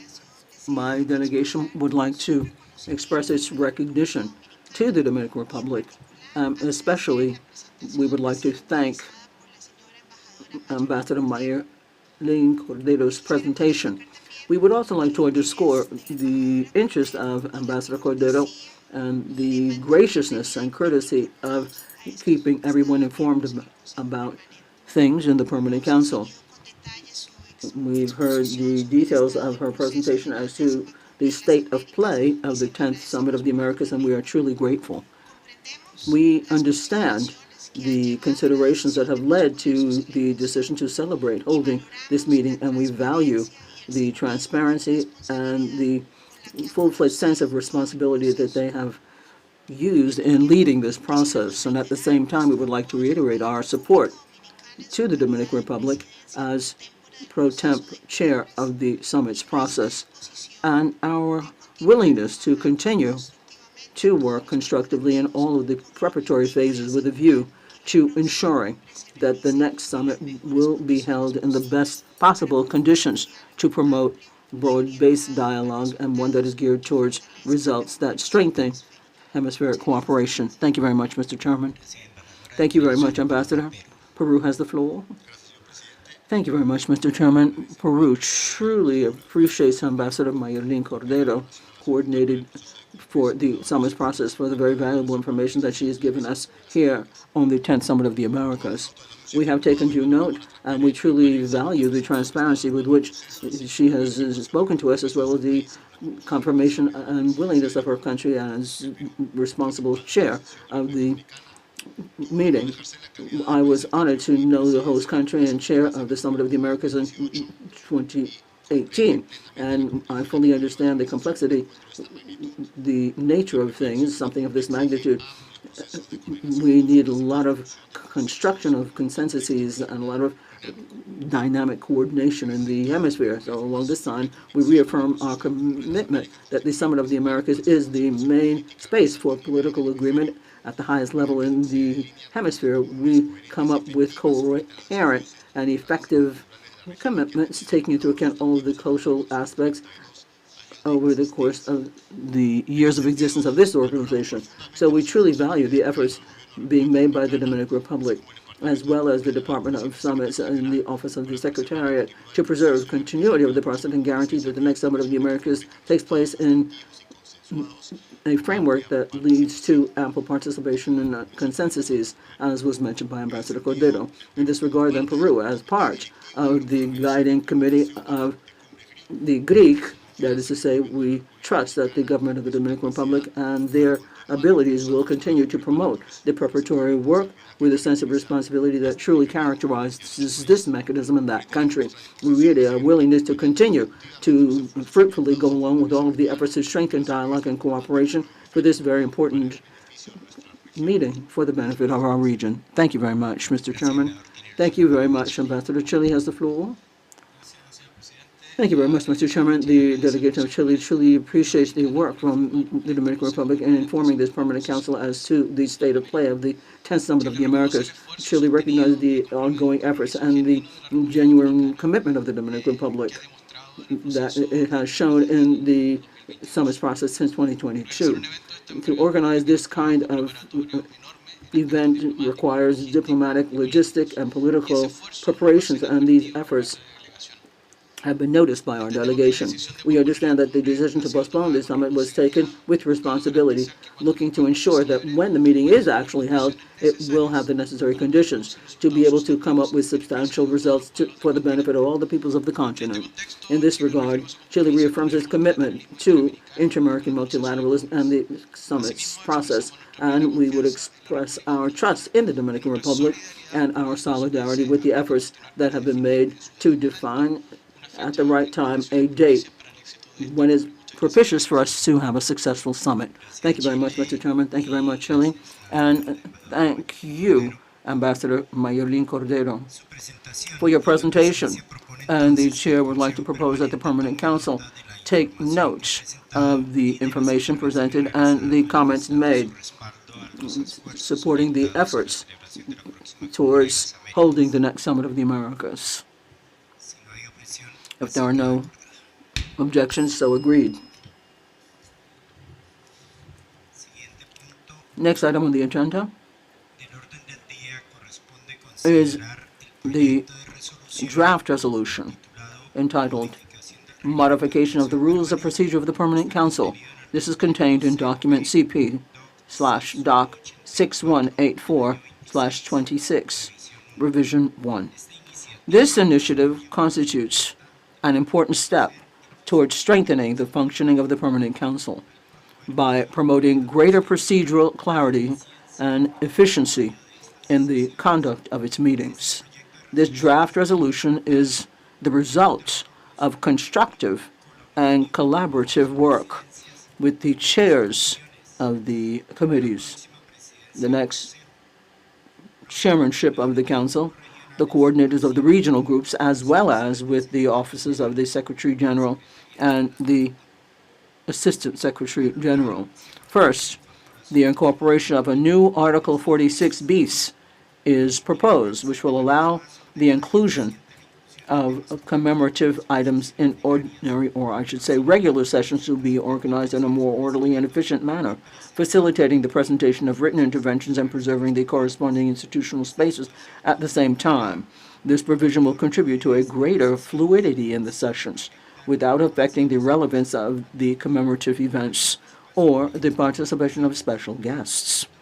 Secondly, an adjustment of Article 8F is proposed in order to specify the interventions in the Welcome and Farewell Acts, thus reinforcing the order, coherence, and the institutional practice of the Council. This proposal has been circulated in a timely manner and reflects the contributions received by delegations in a spirit of consensus and continuous improvement of the work of the Permanent Council. It also urges member states to distribute in a balanced manner the requests for the inclusion of topics and commemorations between the Permanent Council and CD, taking into account the nature of the topic and the corresponding competencies or portfolios of each council. If there's no objection, we will proceed with its approval.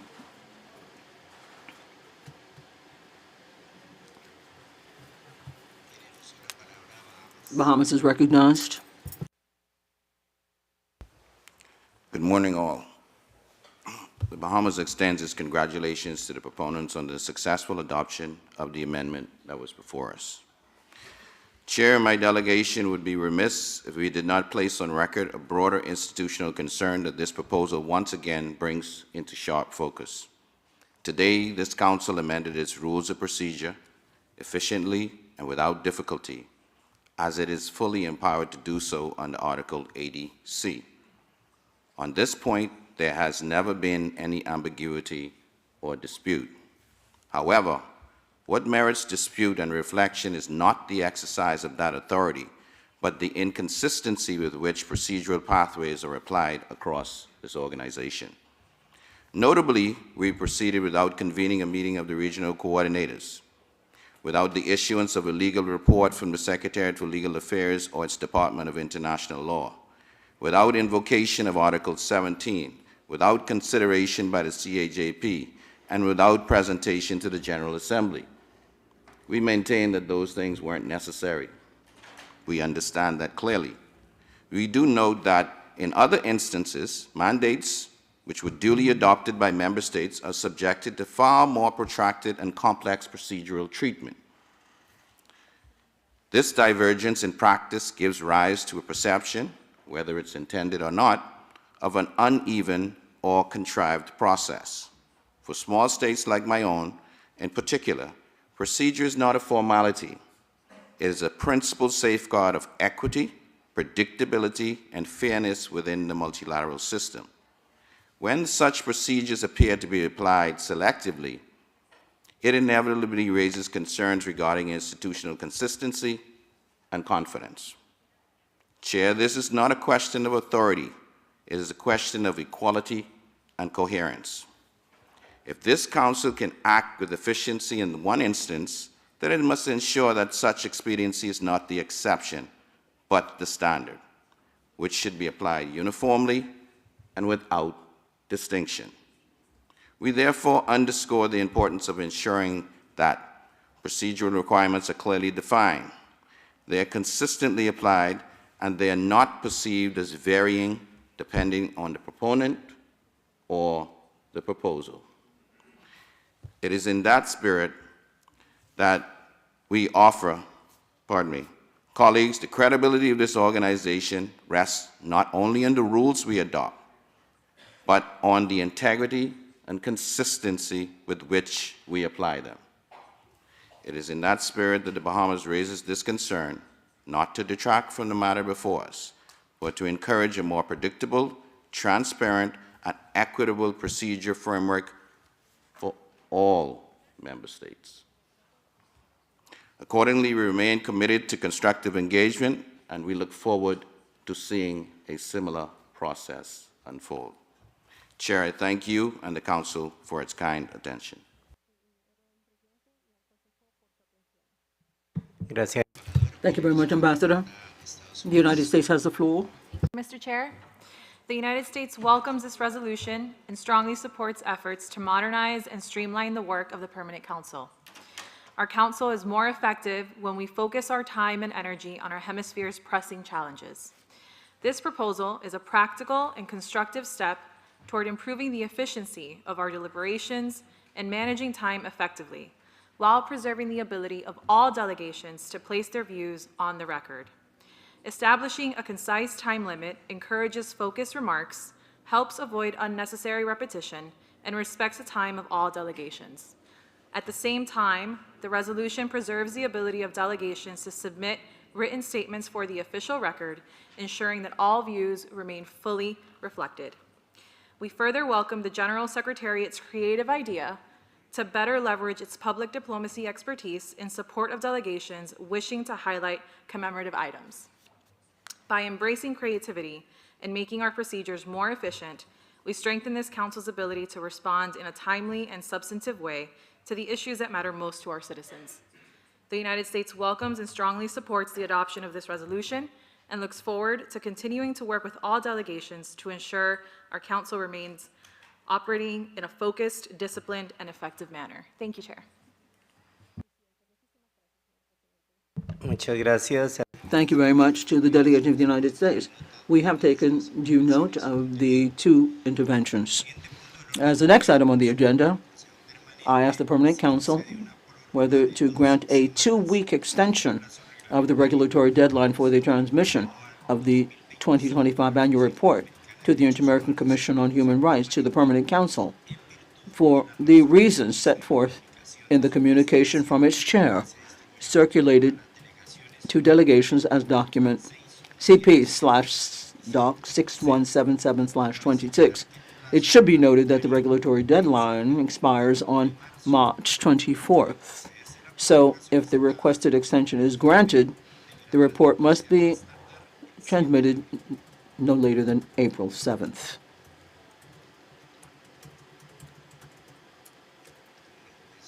As there are no objections, agreed. As the next item on the agenda, and in response to the recommendation transmitted by the Chair of Committee on Administrative and Budgetary Affairs, I ask the Permanent Council whether to grant an extension to the General Secretariat. I'm sorry, says the Speaker. United States, please, you have the floor. Mr. Chair, the United States notes the extension request proposed by the Inter-American Commission on Human Rights. We recognize the importance of ensuring that the annual report reflects the rigor, accuracy, and high standards expected of the Commission, and to that end, we support this brief extension. At the same time, this request also highlights a broader concern regarding the Commission's expanding workload and the growing range of activities outside of its mandate it has undertaken in recent years. The Commission's core mandate is clear: to promote and protect human rights in the hemisphere, including through the timely consideration of individual petitions that meet the jurisdictional requirements of the Commission, as well as the monitoring of serious human rights situations.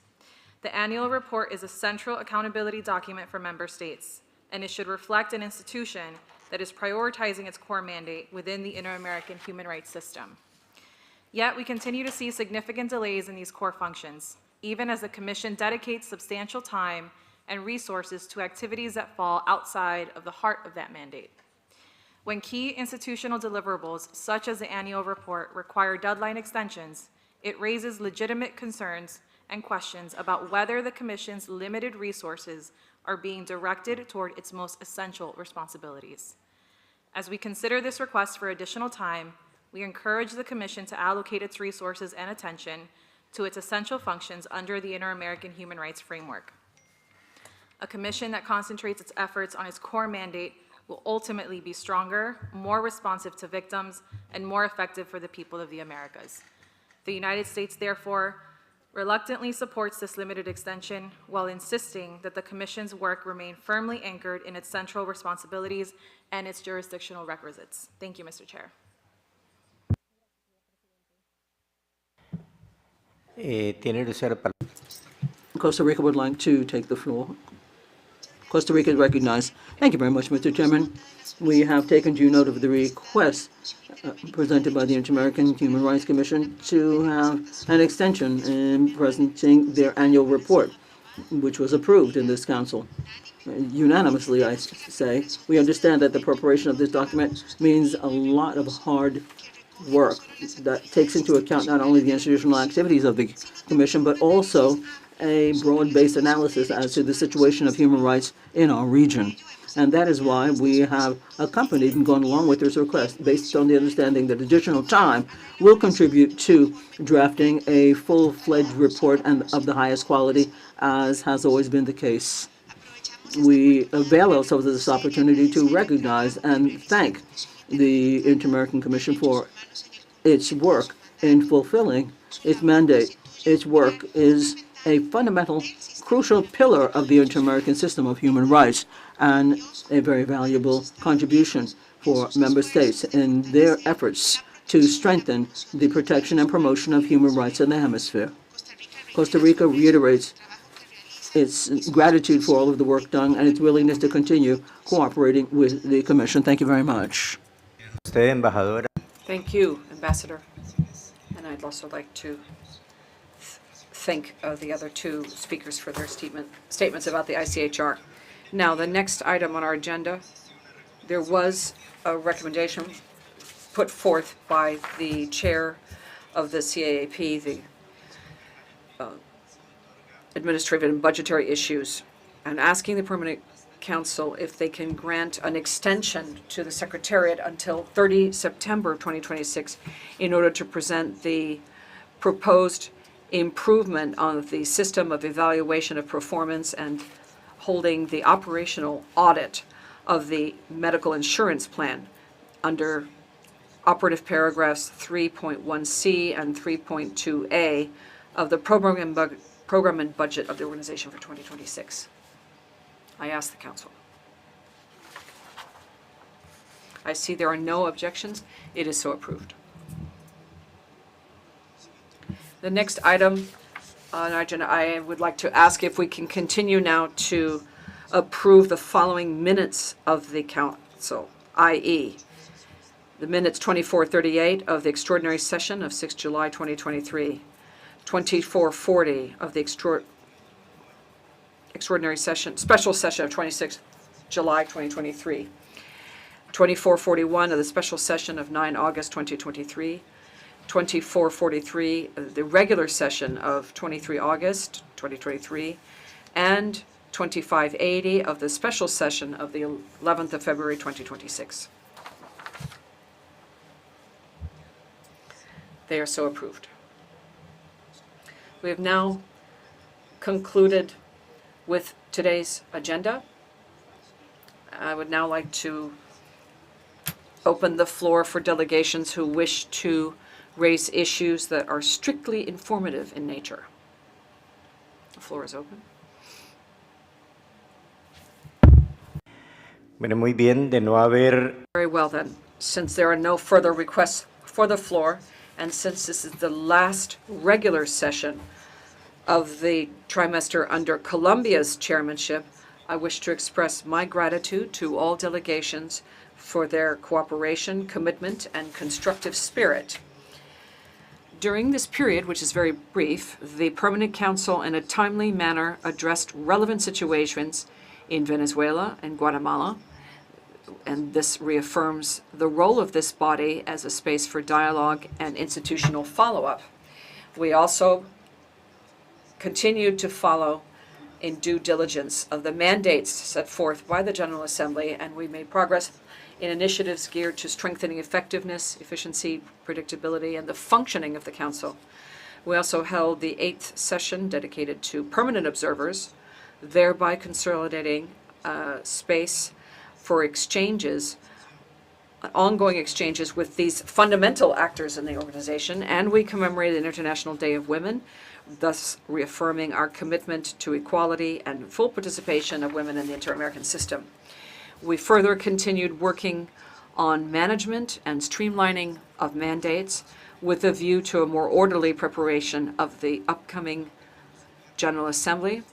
We also maintained open dialogue, constructive dialogue with the chairs of CD, the standing committees, coordinators of regional groups, and with the Office of the Secretary General and the Office of the Assistant Secretary General. What is particularly relevant, I'd like to highlight for the team of the Assistant Secretary General who cooperated very successfully with us, and that is also an example of we see that reflected in the many minutes of the Permanent Council, dozens of them, that were approved in January through February of this year. But don't be too happy, because I have to point out as I leave that there are still 2 special sessions to be held. These are planned for this upcoming trimester, and this would include the commemoration of the International Day of recalling the victims of slavery and victims of transatlantic trafficking of slaves. There is also a special session this is based on the request of the delegation of Antigua and Barbuda to have this special session.